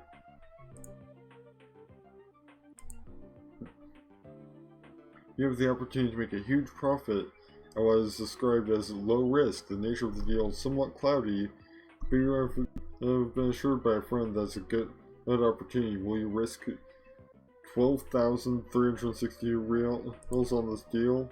Sure. I'll donate to charity while I'm at it. You've lost the entire investment, as I kind of expected. Your father has developed asthma.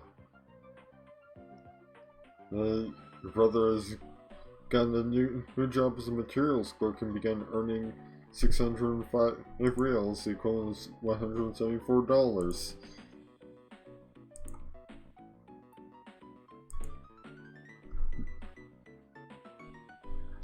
You have a good deal of cash. Please consider investing some of it. Sure, I'll invest it in another bank account.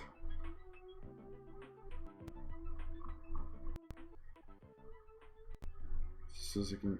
Okay, there's the invest button.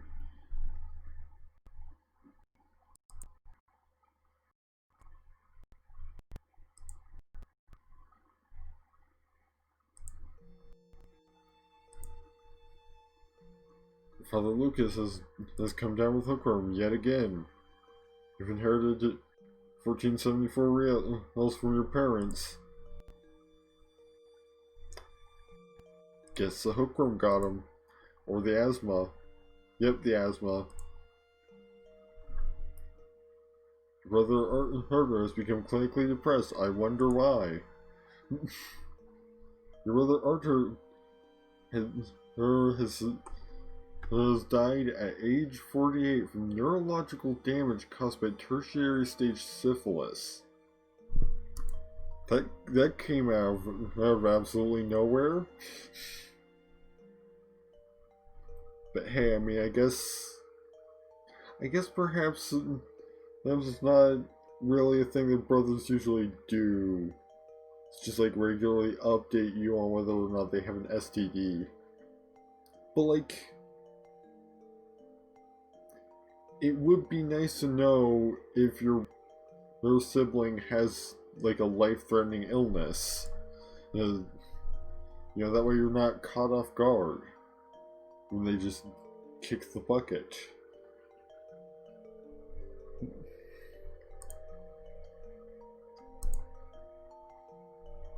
Which means that all that's left is just me, my wife, and my daughter. We've successfully invested massive amount of reals into a bank account. Once again, didn't win the lottery.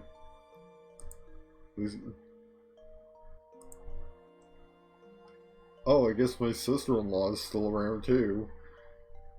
And is still relevant enough to get updates about her. Like, I mean, the rightful lane has been robbed. So once again, with being victimized by crime, we are of high socioeconomic status, so guess it makes us a prime target.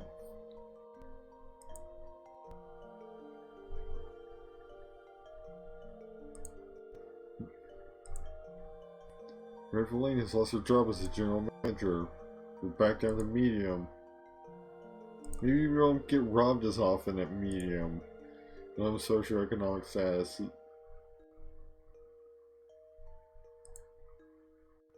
Your expenses are more than your income. Please select one of the following to overcome the situation. Liquidate an investment. You know, I can liquidate my low risk stock. Or maybe not, because apparently it's only got a total balance of 213. So much for low risk stock. Since it lost most of the investment.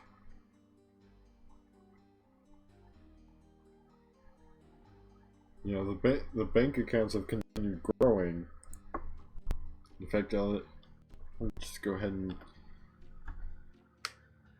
let's see, 15, right, 19, just withdraw 19,000, that's half of the balance of this particular bank account, and should be good enough to keep us on our feet until Well, we can get a cat named Diana. Hopefully this one won't die of disease or get stolen.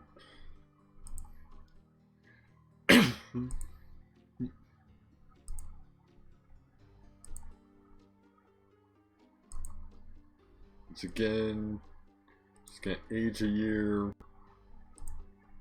Diana's immediately sick, but she recovered. Oh.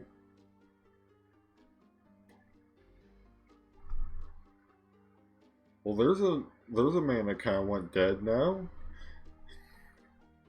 Somewhere in Brazil. Somewhere around here, there's somebody that kind of went dead. Because you just don't do that to somebody's daughter. By which I mean you don't do that. Because, you know, every woman is somebody's daughter.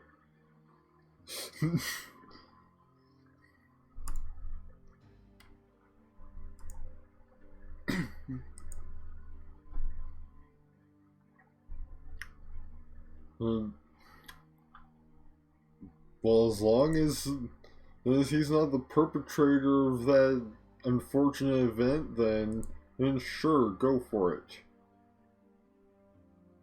You know, sure, that's probably a pretty low bar. But, you know, if he makes her happy, then she can go for it.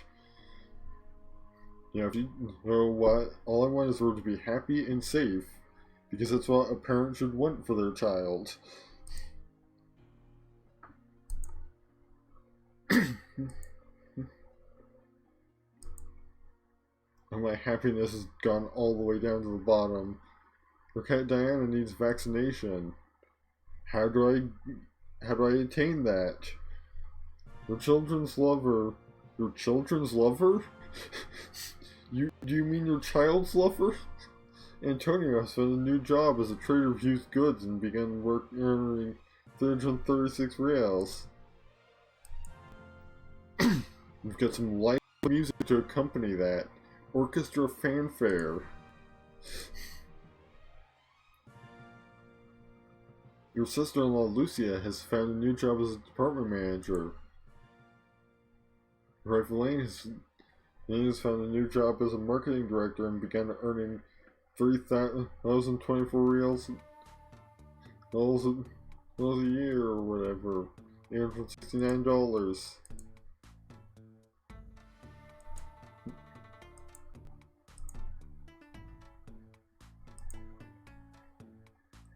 Is it, you know, just changes stats. Diana is sick.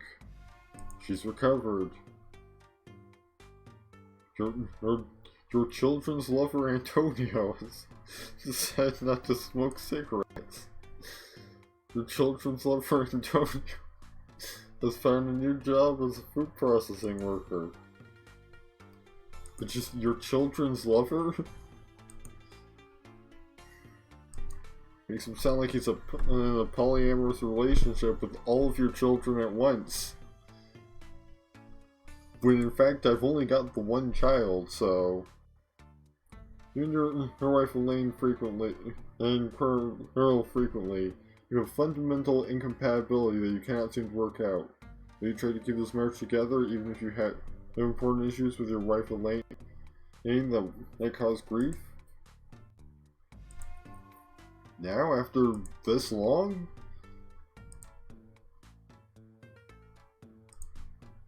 Like it's been a while.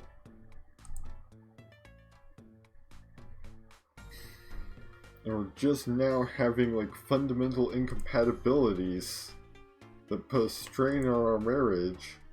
Like, we've got a child who's nearly grown. She's... How old is she? How old is she? Oh, she's 18. And so she is grown. Our Vivian has got a new job as a nursery school aide and began earning 302 reals.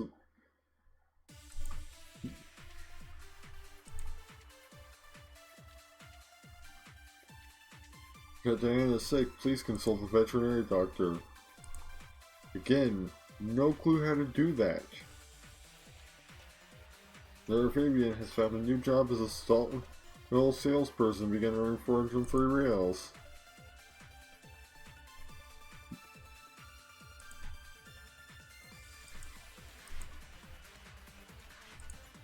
Looks like you're having some frame skipping issues. You know, like it's supposed to automatically change the bitrate. Need to fix that. Realizes it changed your physical appearance, their physical endurance, wisdom attributes. Junior has broken up with your daughter Fabian, not my children's lover.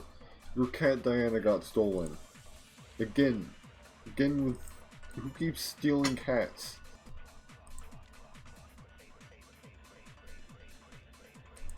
Once again, didn't win on the lottery.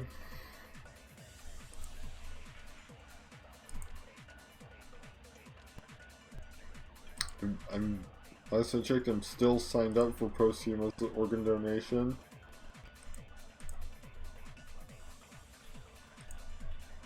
Let's get another cat, I guess, named Bosco.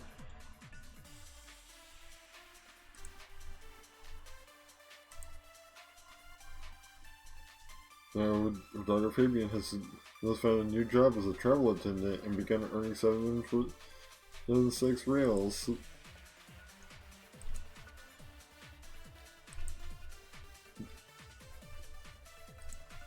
Trying again at the lottery. And once again, not winning. You've lost your job as a business professional. It's better get a new job.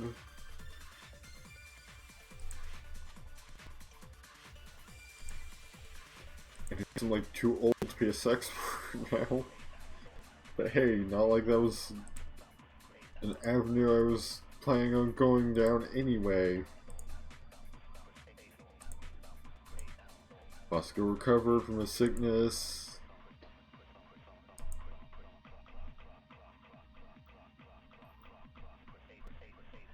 Again, whatever makes her safe and happy. Bosco has died.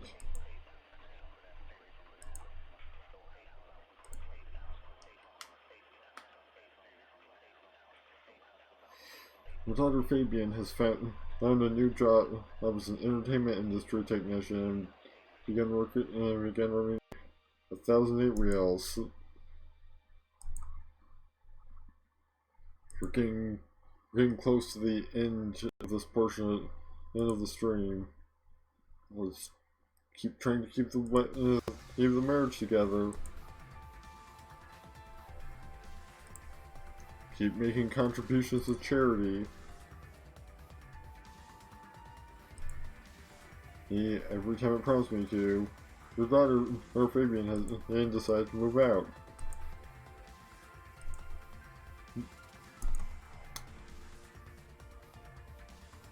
And keep on happening. It's just the same kind of stuff. I thought you were already in a romantic relationship, but okay. Like what happened tomorrow?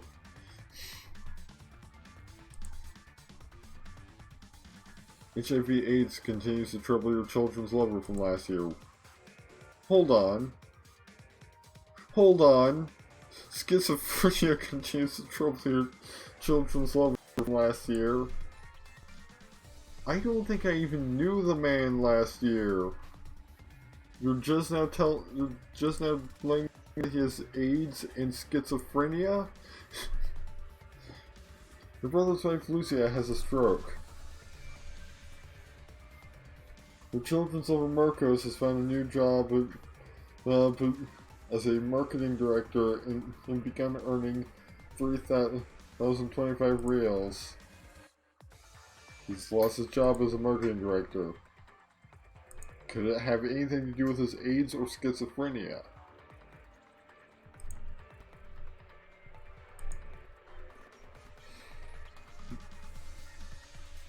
Stroke continues to trouble your brother's wife from last year. AIDS continues to trouble your children's lover from last year. Schizophrenia continues to trouble your children's lover from last year. Your daughter Fabian has lost her job as an entertainment industry technician.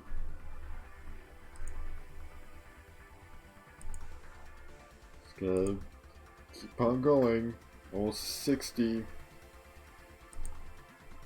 But he still has AIDS and schizophrenia. Your brother's wife Lucy has died at age 69 from a stroke. Nice. Your daughter Fabian has found a new job teaching resource aid and begun earning 403 reals, $116. Once again with the lottery. Once again, I'm pretty sure we're already set up on organ donation. Gonna get another cat named Biscuit.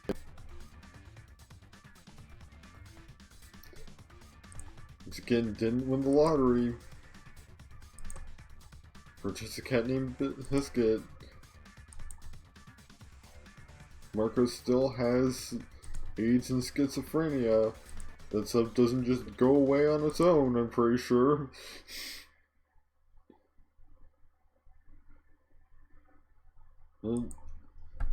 Like, I mean, his brain literally has like a cleft in it. Marcos Emerim has broken up with their daughter Fabian. Depending on how well he was handling his schizophrenia, that might be for the best. You know, maybe he had a particularly rough episode. I was like, I should break up for this girl's safety.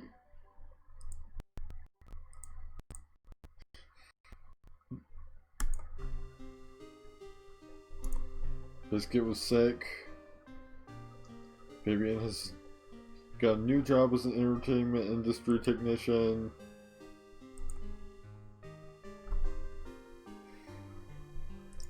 Biscuit needs vaccination. Again, I have no idea how to visit the vet.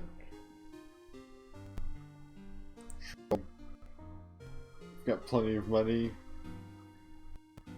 Security forces in Brazil are intimidating, arresting, and detaining journalists critical of the government. What will we do? You know what? I've lived a long life.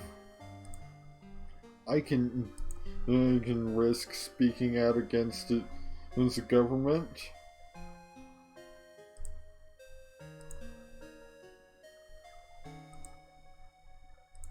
Start.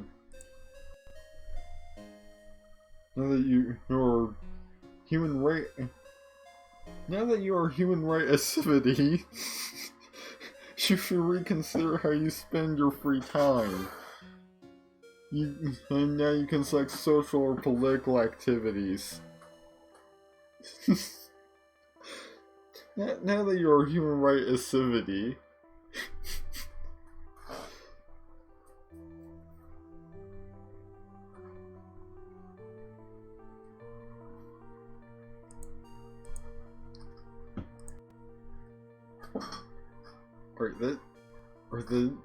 That needs to add as a quote.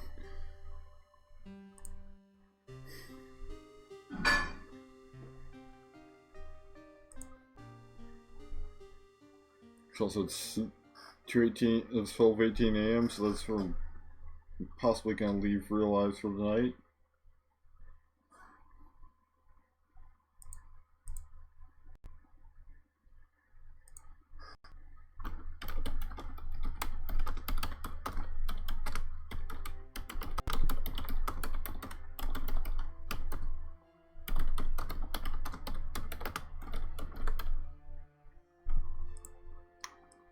Just gonna copy paste this. Just now that you're a human righticivity.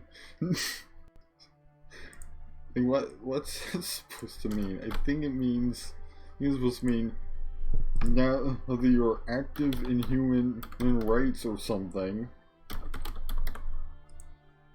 No. Now that you are a human righticivity. Alright, so let me check the results of the poll. Once again, there's a tie, so I'm just gonna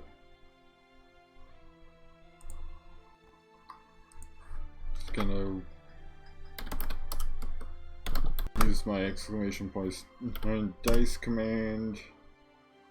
We got one.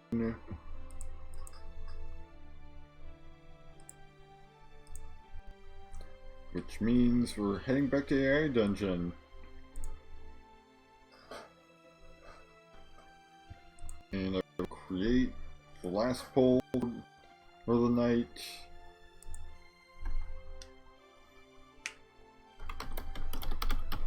And then I will be back with AI Dungeon in a little while because I think I heard something. I heard a cat doing something. I think that's what I should probably check on that. Okay.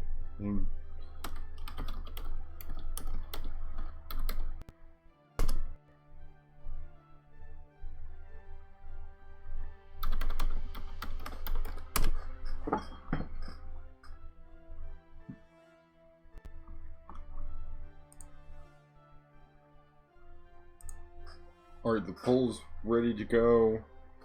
I'll be right back.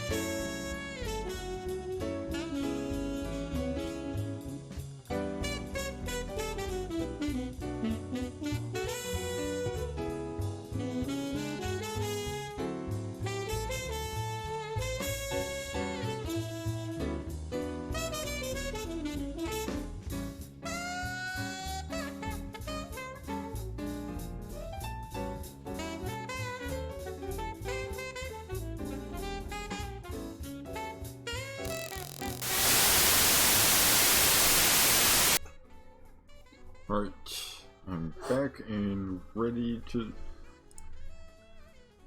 continue that AI attention story we just sort of decided to end. it just created its own cliffhanger. Well, first I've gotta get the filters back on. Get the color key back on. There we go. Now continue game. Well, you'll have to wait to find out what happens next. Find out what happens next.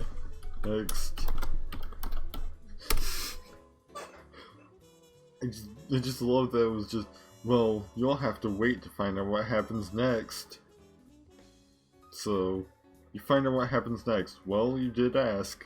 Yes, you say. I am Ashley's boyfriend. Very good, Mrs. Igner says. She smiles at you. Guess we've got a time skip.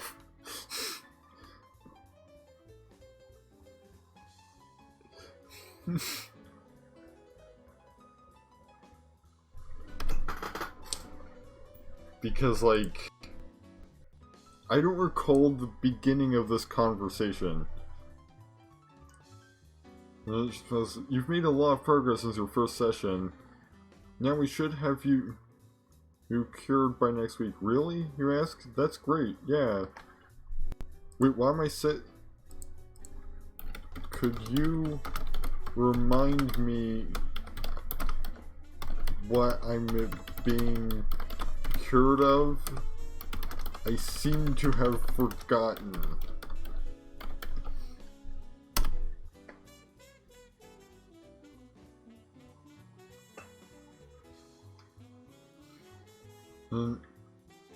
You're undergoing treatment for ASOU. Is that a real thing?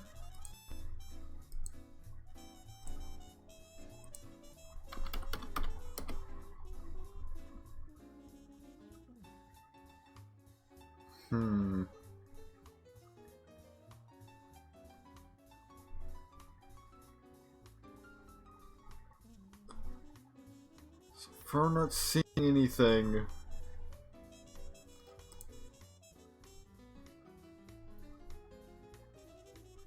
You're undergoing treatment for this Australian Special Operations Unit gaming clan. I'm being cured of an Australian gaming clan, apparently.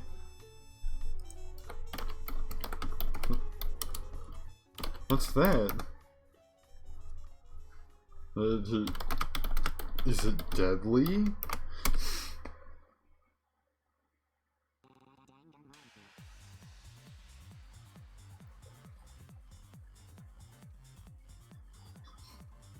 What is it? ASOU? Or ASU or whatever.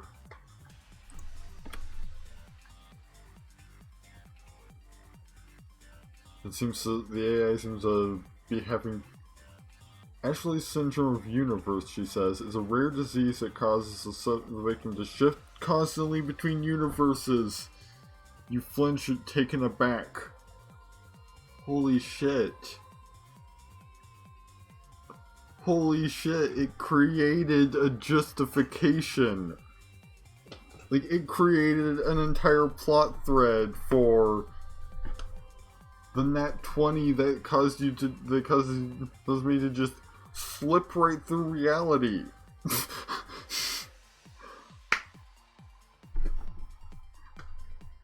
And also,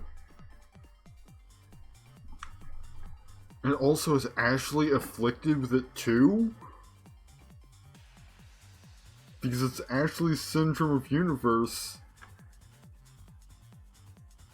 Diseases are usually either named for patient zero, basically, or the person that discovered it. So either she discovered this disease, or she's the first person to ever be found to have it.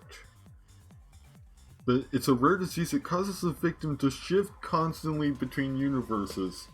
You flinch, taken aback. I have a disease? I thought I was just supernaturally dexterous. I believe I misspelled that, but okay.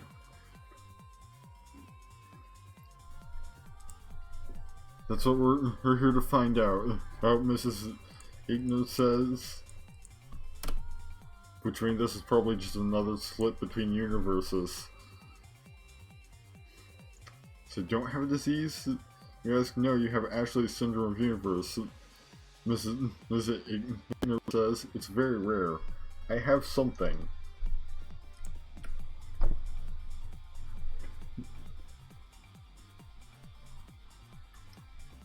And you say, hey, yeah, she says, but it's extremely rare and not life-threatening. I mean, if you slip into the wrong universe, it's definitely life-threatening, so I'm not going to die. You ask, not from that.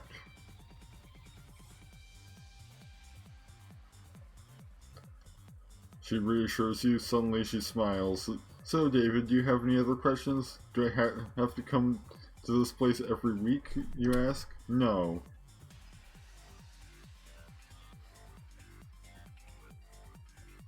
Oh, she says, in fact, from now on, I want you to come here twice a week. Next week, we're going to aim to try and make a breakthrough.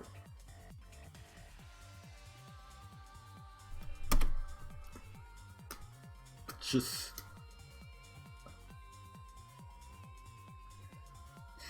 Okay, you say, so now we're done here, or she says. You head out of the office and into the waiting room. You head out of the fun house. I slipped through I slipped between universes again, didn't I?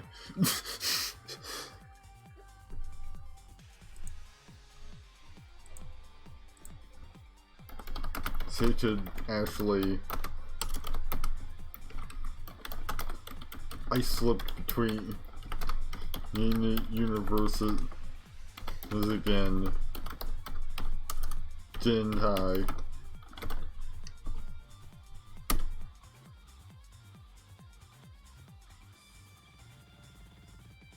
Because you weren't, because I wasn't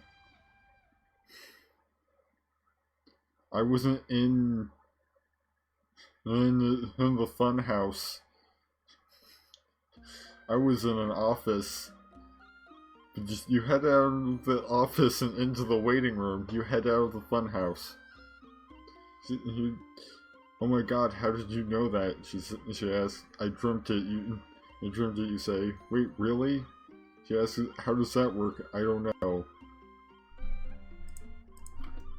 I just know I apparently have Asu.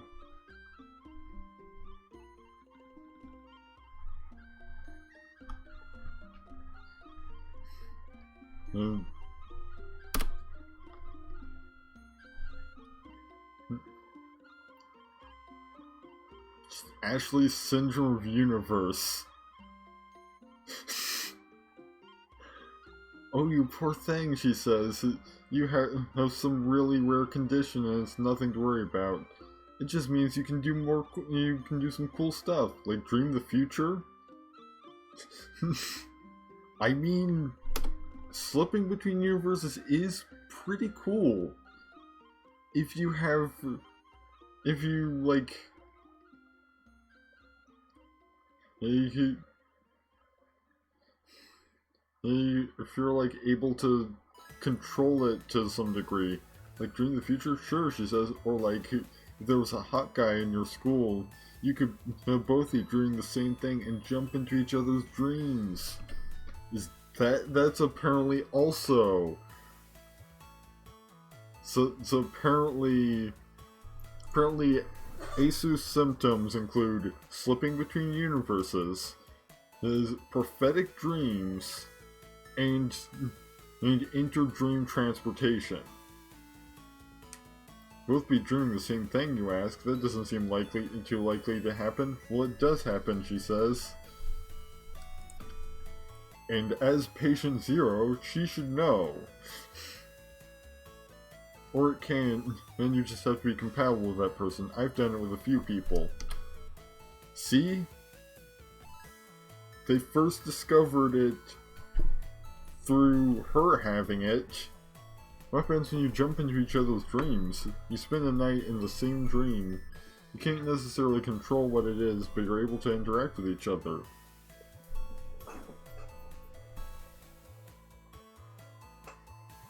Which, I mean, I guess maybe by slipping between universes we're also able to slip into the furthest ring and do some dream bubble shit. but just...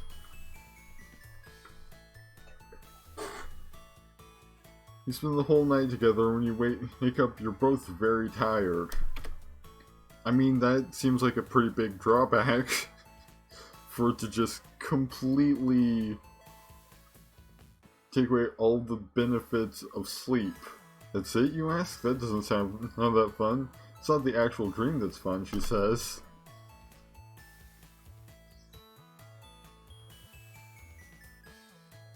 It's fun interacting with that person, knowing they've got something just between the two of you.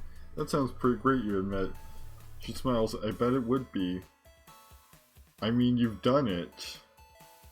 So you know. So when to try? Do you have to do the countdown thing? Because I feel like I'm going to wake up if we do.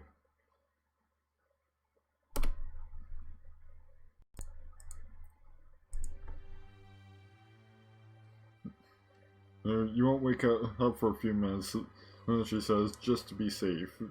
She takes her hand and smiles at you. What should we dream about, she asks.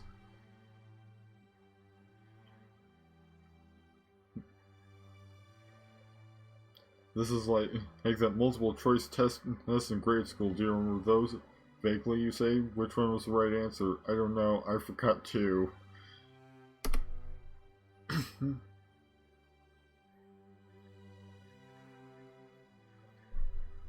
I think it was the one about Herbert being a superhero. Herbert? Actually burst out laughing. That was not Herbert's name. That was Ken. It was not.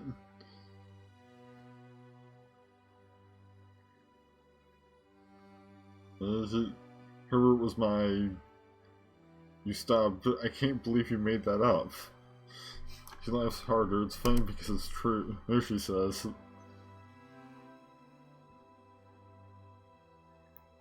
Which is why it's funny. You're ridiculous.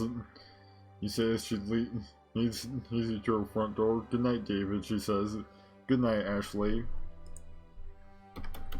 Join Ashley in her dream after you get home.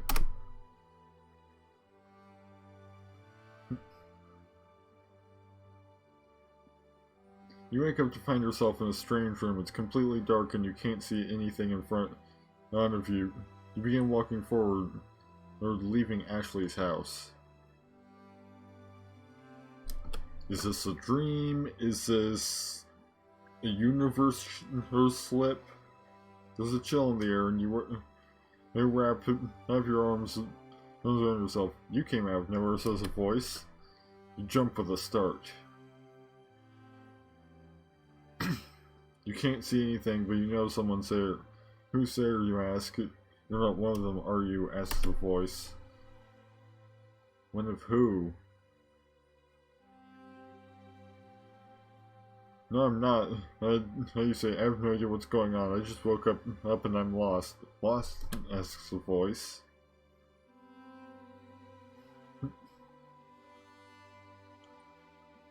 Where are you trying to get to? Your pause. I don't know. Do you have a name? Asks a voice.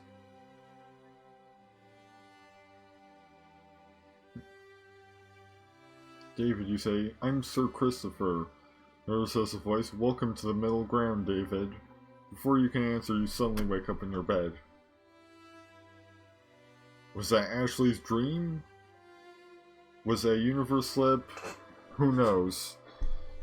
You're back in the real world. Sunlight seeping into your window. You lie in bed for a few minutes trying to wrap your head around what happened. Get up and check yourself in the mirror. In the mirror. Don't know what's gonna interpret a mirror as being. You get up and walk into the bathroom. It's a large room with a bathtub and a walk-in shower. A toilet and a sink and a mirror combo.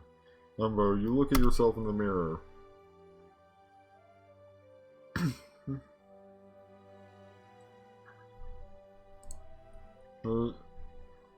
Even after only one night, you're a little bit tanner. Or you feel like you've experienced it so much in such a short space of time. Does Asu also manipulate your position with the time stream too? You wash your face with some water and stare at yourself in the mirror thinking.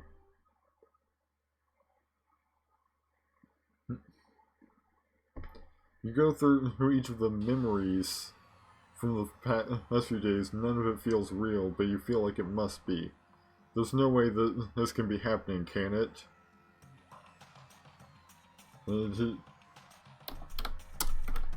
Check if you have any evidence having visited a doctor named scroll up to the doctor or part. Igner.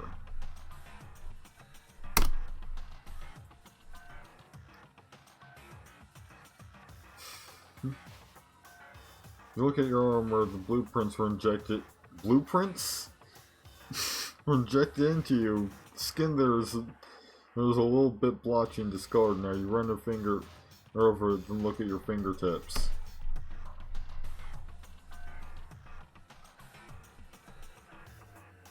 They're a bit discolored too. You get dressed and check your phone to see if you have any new messages. You have one new message from an unknown number with just set of coordinates.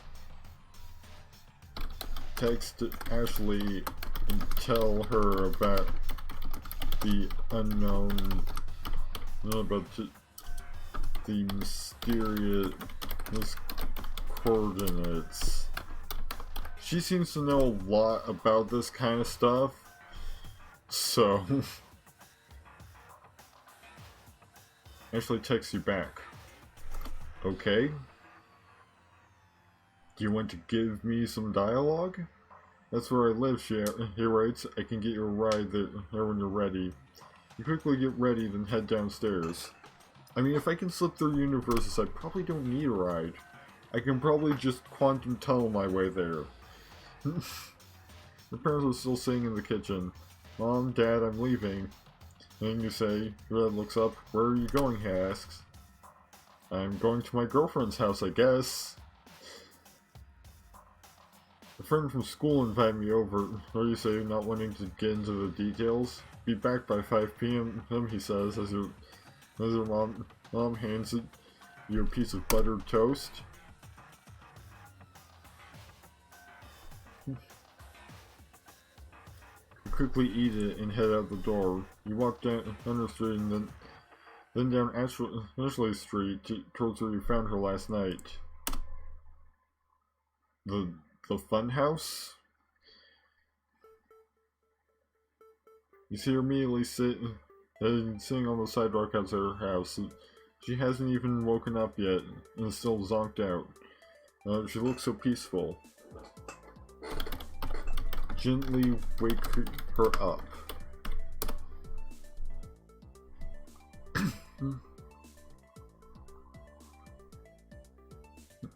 You gently tap her on the shoulder. She looks up at you and smiles. Hey, she says, are you ready?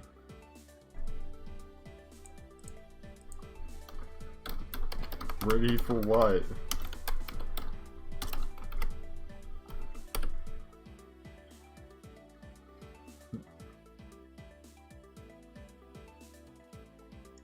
Ashley looks surprised. Ready to go, silly? She says, grinning. Come on. She leaps to her feet in a single movement and begins walking off down the road. You follow her.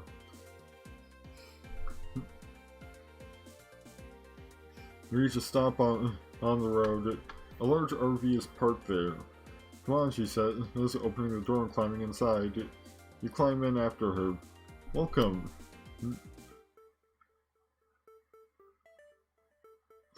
There's just a large RV now. Says a woman with long curly black hair and a bandana tying it back. Egg sitting in the driving seat. I'm Grace, by the way. Completely new character just being introduced right now. I'm David, you say. I'm Ashley, says Ashley. Grace begins reversing down the road, then turns around and begins driving quickly in the opposite direction to the main road.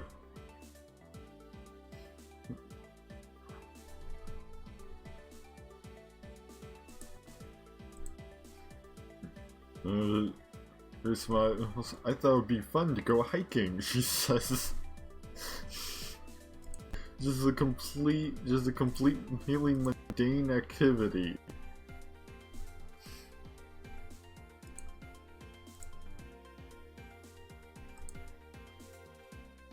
Yeah, and that would be a nice change of pace after all this universe jumping business.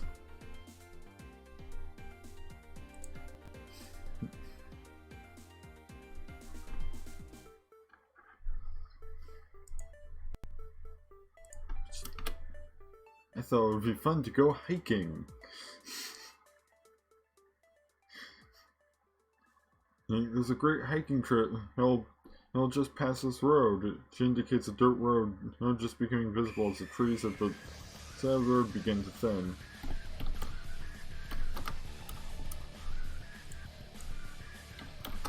I guess we're going hiking. You go hiking. You all pile out of the RV and begin hiking along the dirt road, heading into the woods.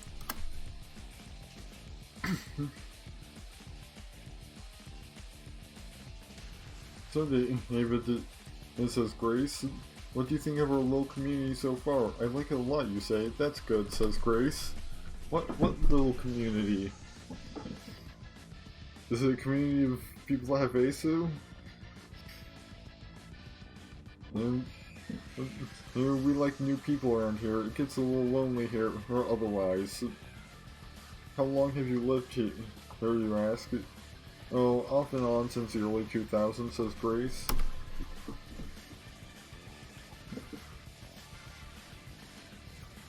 That reminds me, I used to live in the city and then the virus hit, and then I said it was time for a change of scenery. Check the date on your phone.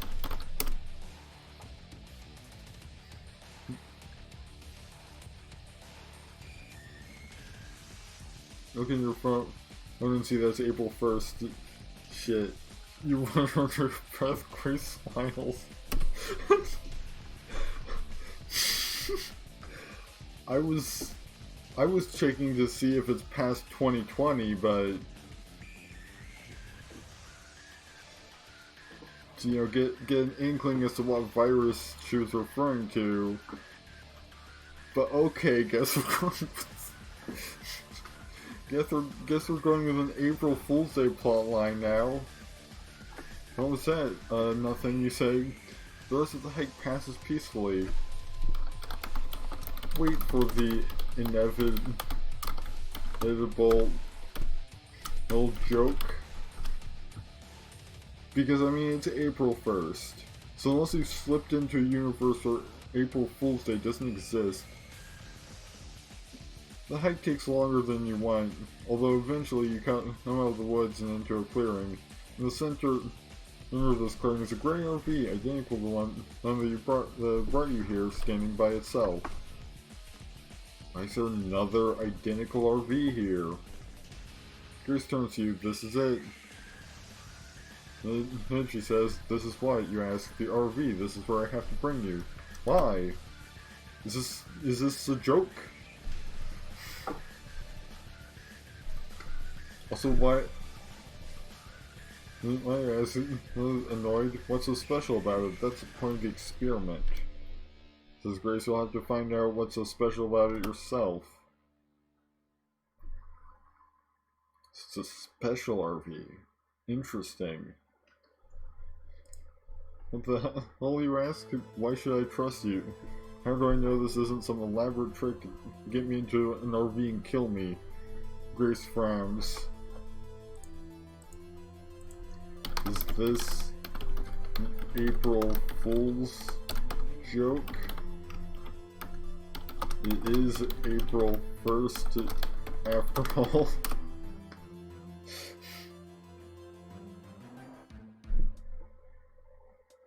Is this an April Fool's joke? Okay, it is April 1st after all. Grace smiles. I can see you're suspicious of me, she says. Well, yeah. Everybody's a tiny bit suspicious on April 1st. I get it a lot. Sit in the driver's seat and start the RV. Climb into the RV, start it up, and pull it out of the parking space. What parking space? We're in the middle of the woods. Now what? You ask. Now, says Grace, we're going to drive. Or you ask, I can't tell you that, says Grace. Is it actually still here? Who knows who could be listening? Just drive and you'll find out more about the job.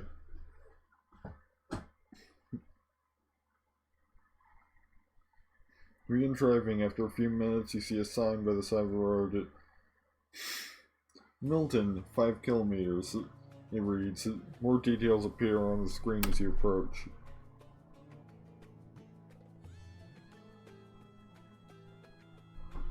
Milton, population 4,600.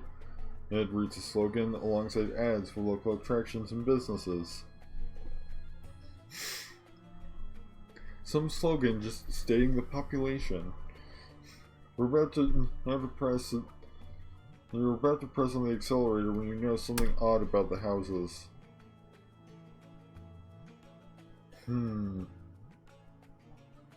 They're all old-fashioned, almost like something out of a period drama. You seem to be entering a different part of town.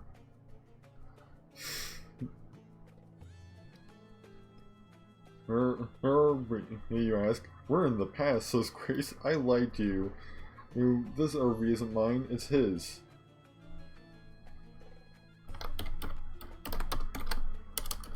Who's he?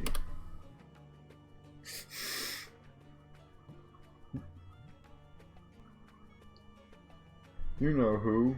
The man with the hours. You see a neon sign up ahead, flickering in the twilight.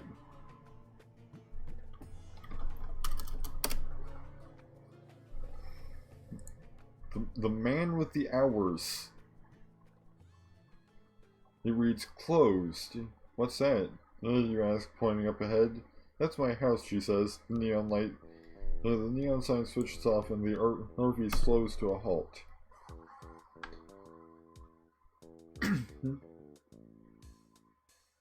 Grace opens the door. Come on, she says, stepping out of the RV. For a brief moment, as you step outside of the RV, you feel a cool breeze on your face.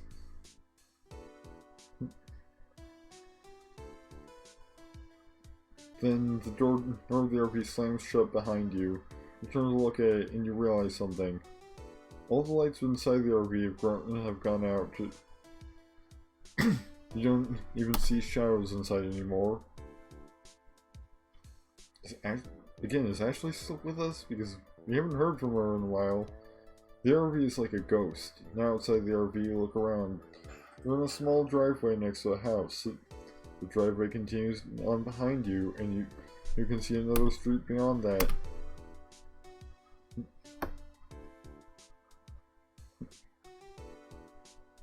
Come on, says Grace, walking in towards the house's porch. The doors are locked, so we can't go in that way. There's always the basement windows. Isn't this your house? Do you not have the key to your own house?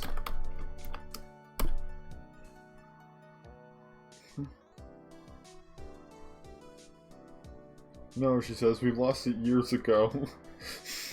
Well, then why do you keep locking it? I guess if you're... Like, you've got to be pretty concerned about, like, theft and home intrusion for it to be worthwhile to clamber in through the basement windows every time you come home after leaving your house for a bit.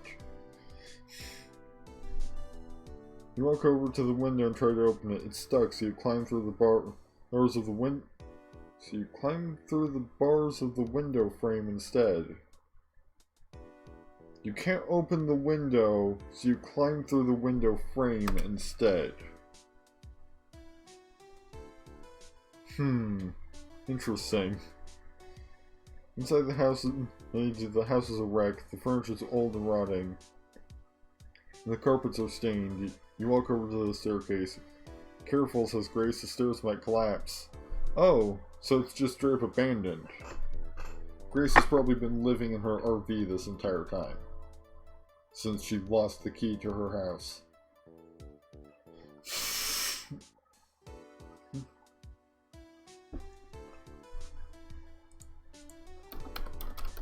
Carefully climb up the stairs.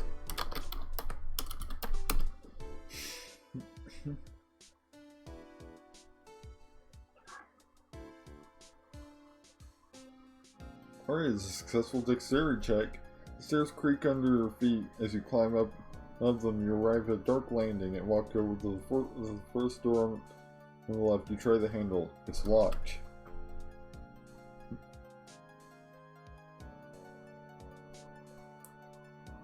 What do you say? Grace takes your flashlight and aims out of the lock. One thing, I apparently have a flashlight and Grace is in here. It was implied that she kind of wasn't.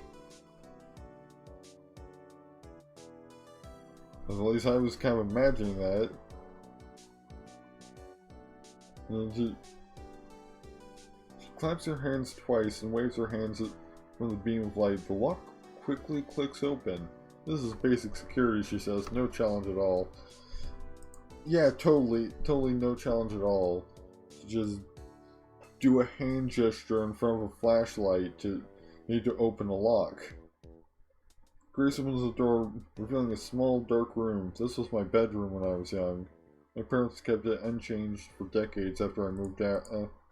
So this is your parents' house now. Like, I guess it's your house, like you inherited it from your presumably deceased parents or something.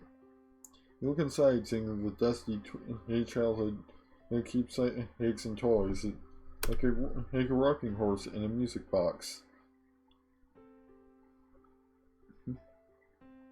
There's a hint of something in there, like perfume, but it's faded and stale. That's another good quote. There's a hint of something in there, like perfume.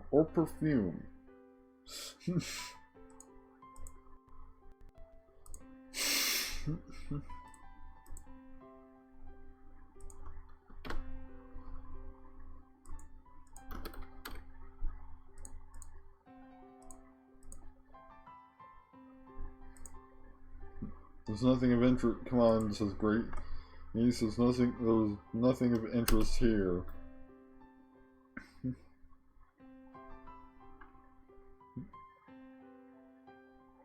Grace leads you to the next door along the landing, and once again waves her hands in front of the flashlight and claps twice, and his lock clicks open.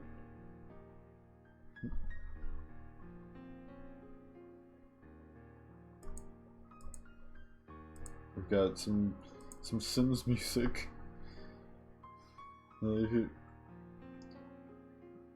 My old bedroom, she says, and opens the door. This room is in a significantly better state of repair, but still clearly not inhabited. I thought the other room was your old bedroom. You said this was my bedroom when I was young. Do you have a second bedroom? when you were a bit older or something? In the same house? There's a large king-size bed. Some of the sheets patterned with small pink flowers and two chests of drawers, one either side of the bed. Guess so, because this is more of an adult's room. It's not much, she says, but this is your room from now on, what? You ask. You heard. I don't remember the idea of me living here ever coming up.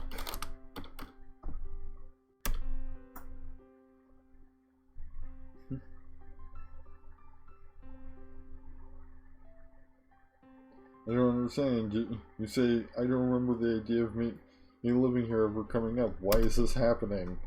Why is any of this happening at this point?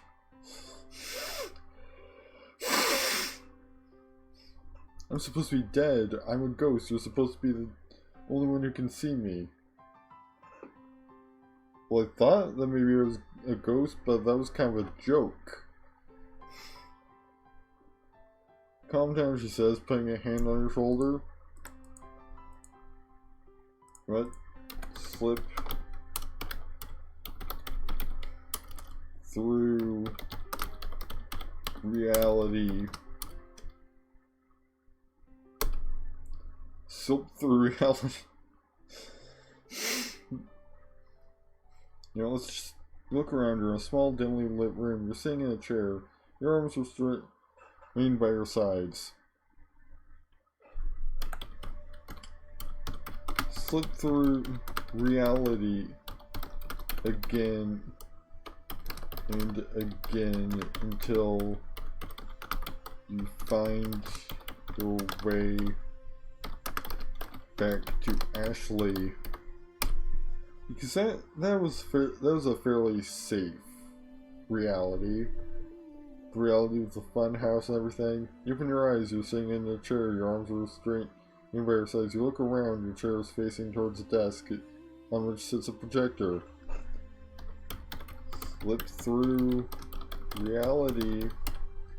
Come on. You can't just give me a power and not let me use it. Ah, you're awake. A voice behind. Ah, you're awake. A voice behind you says, as you turn around to see a short, bearded man in a black suit wearing large, dark sunglasses.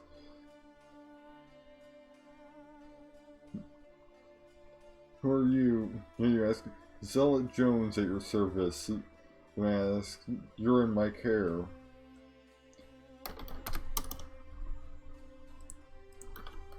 I don't even remember arriving here.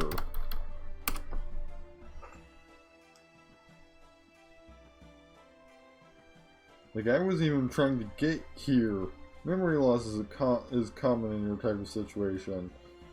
Zealot Jones says, we'll get it back next soon. Remember. You remember.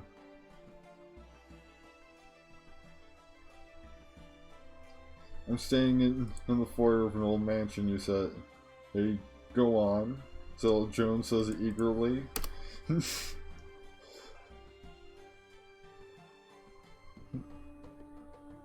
I'm looking out for a short, bearded man with in a black suit wearing large, dark sunglasses, you say. That's $50. Thank you for your cooperation. So Jones says, pulling a small notebook and paying you. Is there anything else? Remember? Yes, I got it. What is it? Zealot Jones asked eagerly. Who is Zealot Jones? The short-bearded man is in my bedroom. You say, is he now? Zealot Jones asks, did he do something to you? Yes, he's you. We are in my bedroom right now. He put something inside me, you say. What did he put inside you? I don't know, but it really hurt. What did Zella Jones do to me?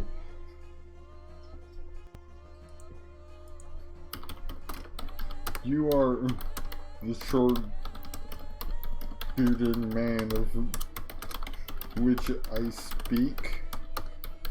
Tell me, what did you put inside me?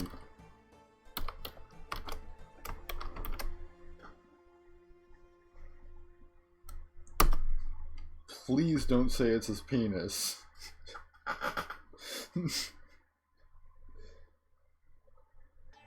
The Holy Bible? Zella Jones screams at you angrily. I have a Bible inside of me?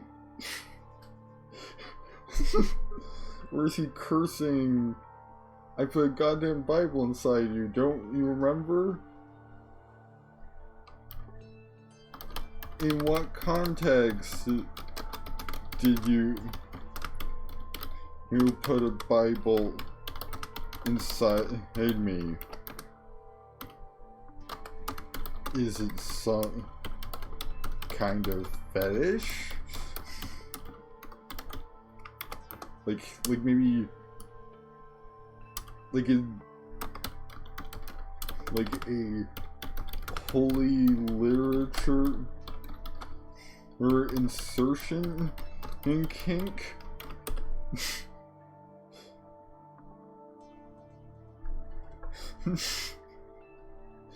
It's a good way to spread the word of God, Zella Jones says, his voice raising slightly in annoyance. I'm warning you, do not mock my faith. Now you remember.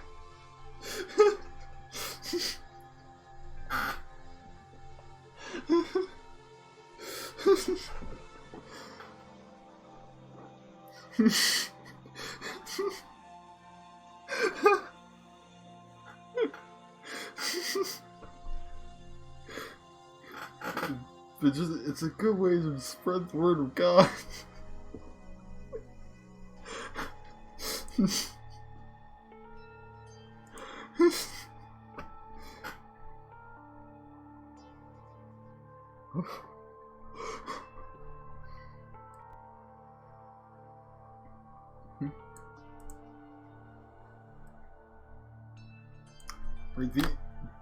I need to add these to the quote selection. Because these are too good.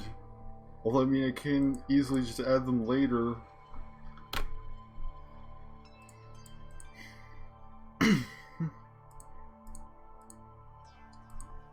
But this way I'll be sure to remember.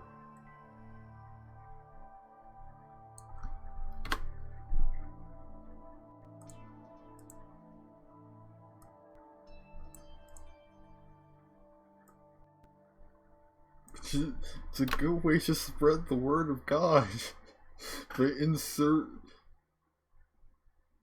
by inserting a Bible inside of you.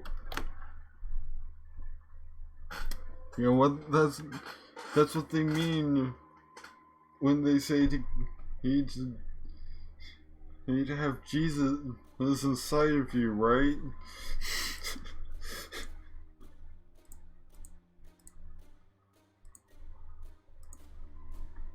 I have just one question.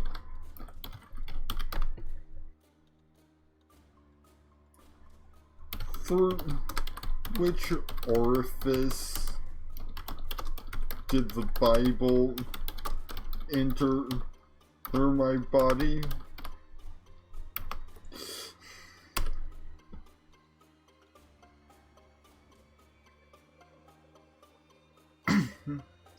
Zella Jones stares at you angrily. What kind of question is that? He says, clearly annoyed. I need to know if you shoved a Bible up my ass.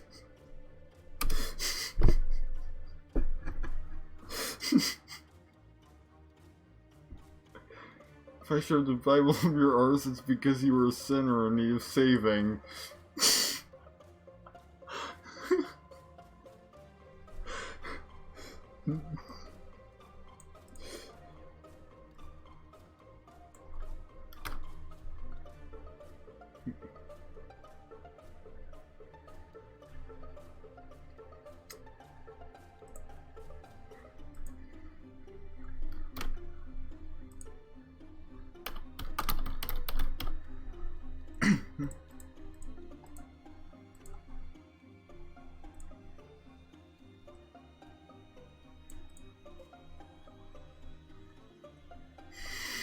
Oh wow.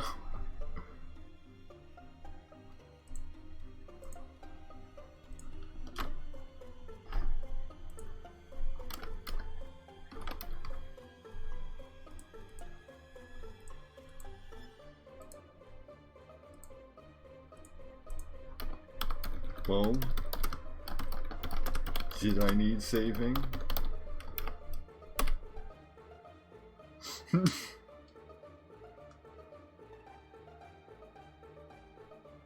Yes, you needed saving. Zealot Jones says angrily, you asked for penance, I gave you the only thing I could think of. Now, do you want the Bible back or not?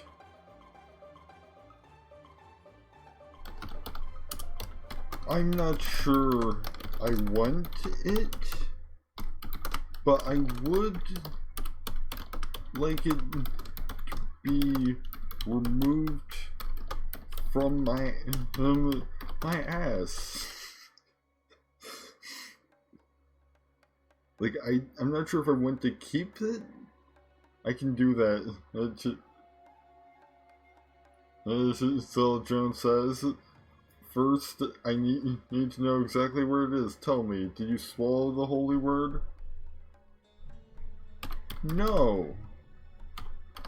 You apparently inserted it in the complete opposite end from where that would take place.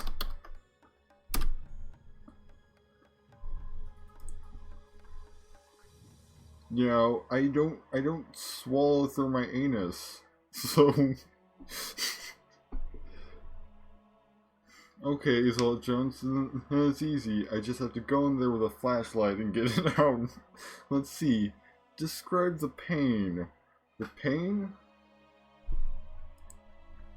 It feels like there's a thick book in my ass. It's that kind of pain. I mean, I guess.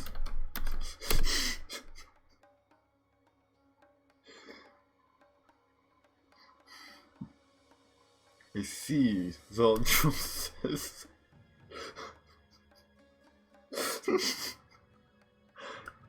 I have some ointment that should help with the burning. Zeldrum says, let's try to get this out. Turn around, bend over, and spread your cheeks. Do as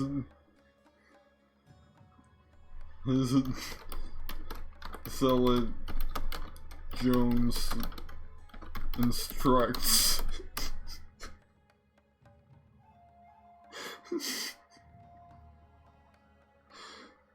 Oh god, how do you yell, bending over and spraying your cheeks? Why? Zealot Jones not being able to see your behind?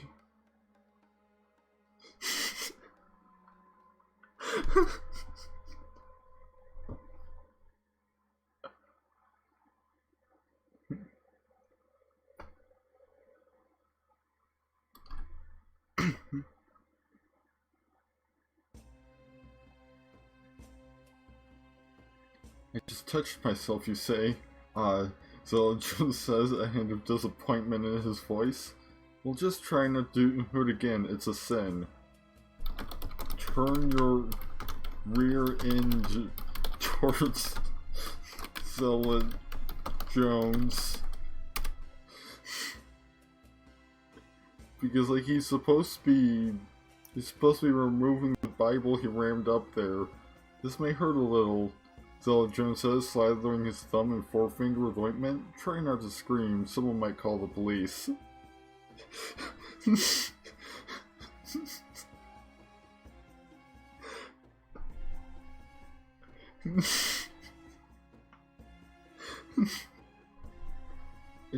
just hope that this is Twitch safe, because this is amazing.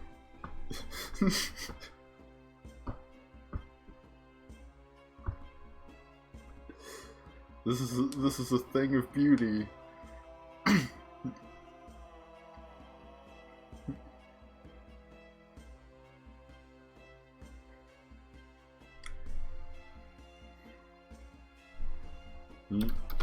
Let out an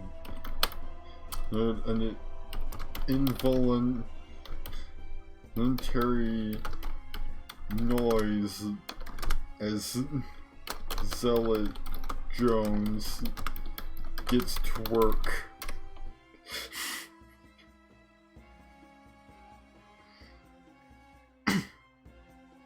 What happens, Zealot Jones? Jones asks, becoming worried. Are you okay? It's fine, you groan in between deep breaths. Go ahead.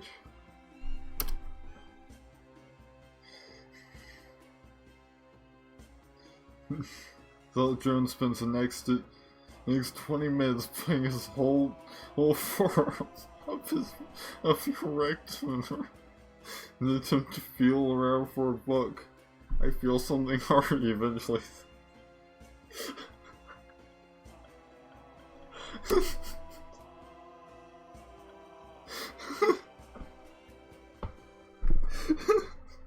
I'm going to go around it, and then when you try to push towards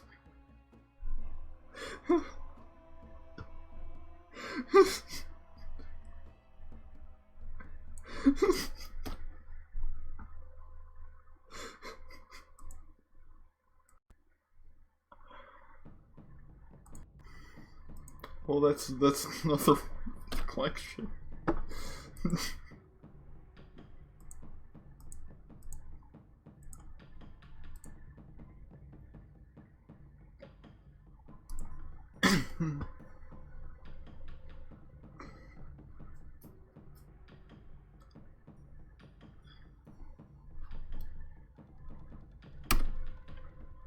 Here's hoping that the hard thing is the book and not something else. The next 20 minutes, you and Zealot Jones grunt and groan as he tries to push the Bible out of your rectum.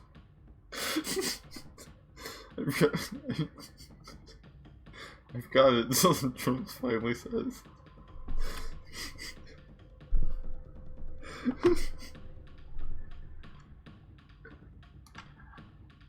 With one last grunt, the Bible slides out of your rectum and falls on the floor with a thud. There it is.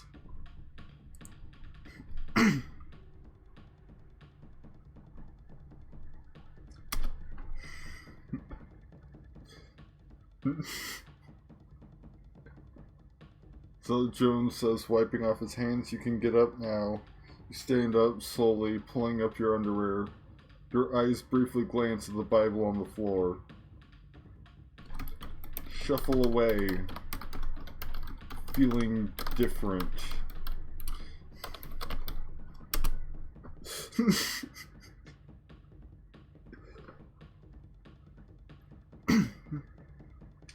You must be thirsty, Zealot Jones says, handing you a warm cup of water. Take the water, thankfully. I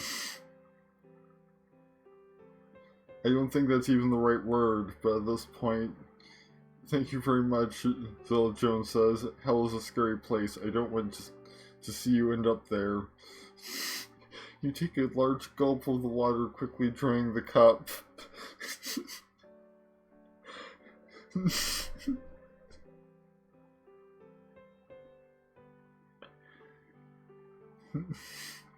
Zealot Jones takes it from you and puts it back on the table. Can I have my pants back? You ask, remembering that Zealot Jones took them off you.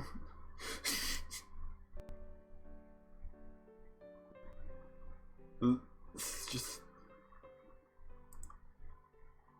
I'll give them back.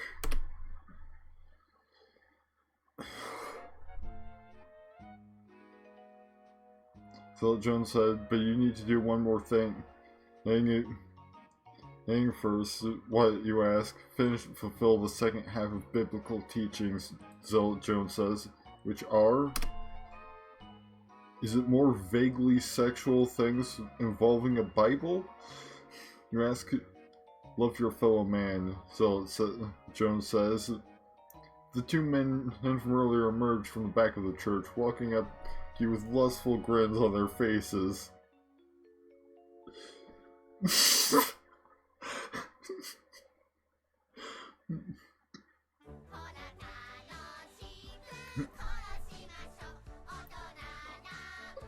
Oh.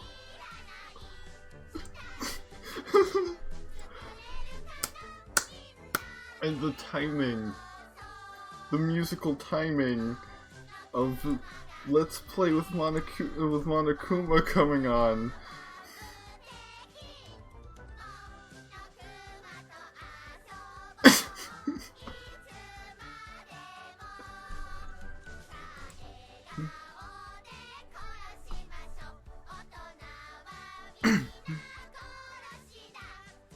You know what?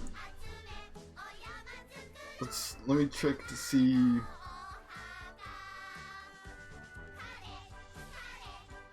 I believe that's the end of the. Yeah. Yeah, the timing was perfect. Just absolutely perfect. Because the poll just closed. And that means that's the end of the stream for tonight. So, thank you all for watching. I'm gonna... Alright, so the poll was a tie again, so... Roll between the tied results. Got a 2.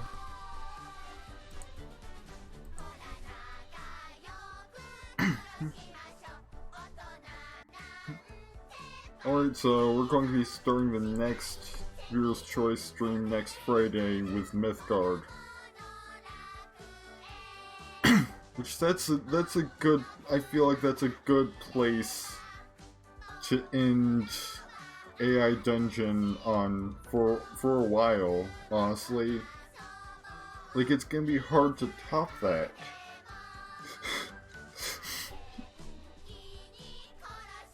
It's gonna be hard to top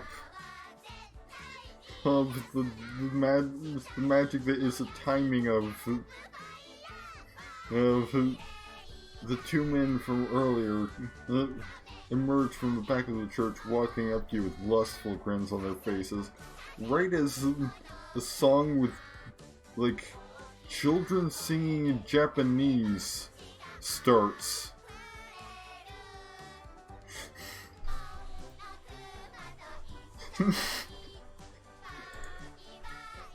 So that's gonna do it for me tonight. Next stream will be on Tuesday with something else. Maybe Talisman or perhaps Mythgard.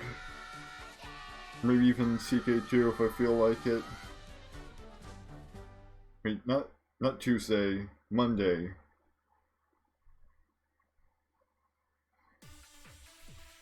And I'm gonna find somebody who's live with, I guess, AI Dungeon, since I don't believe anybody's gonna be live with... Since there isn't usually anybody live with real lives, and yeah, I tried to raid either a follower or somebody live with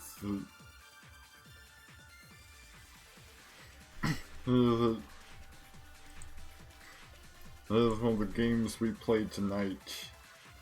So, I'm gonna find my way to the AI Dungeon into category on Twitch and see if anybody else is live. Alright,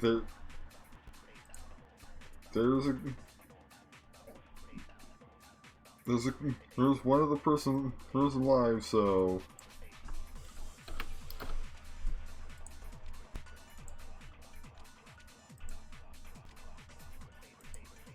so once again, thank you all for watching.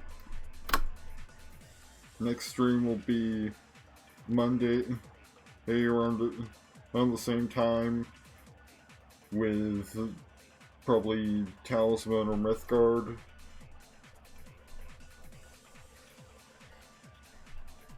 And next viewer's choice stream will be the next Friday, the 20th of November. To see you all then. And if not,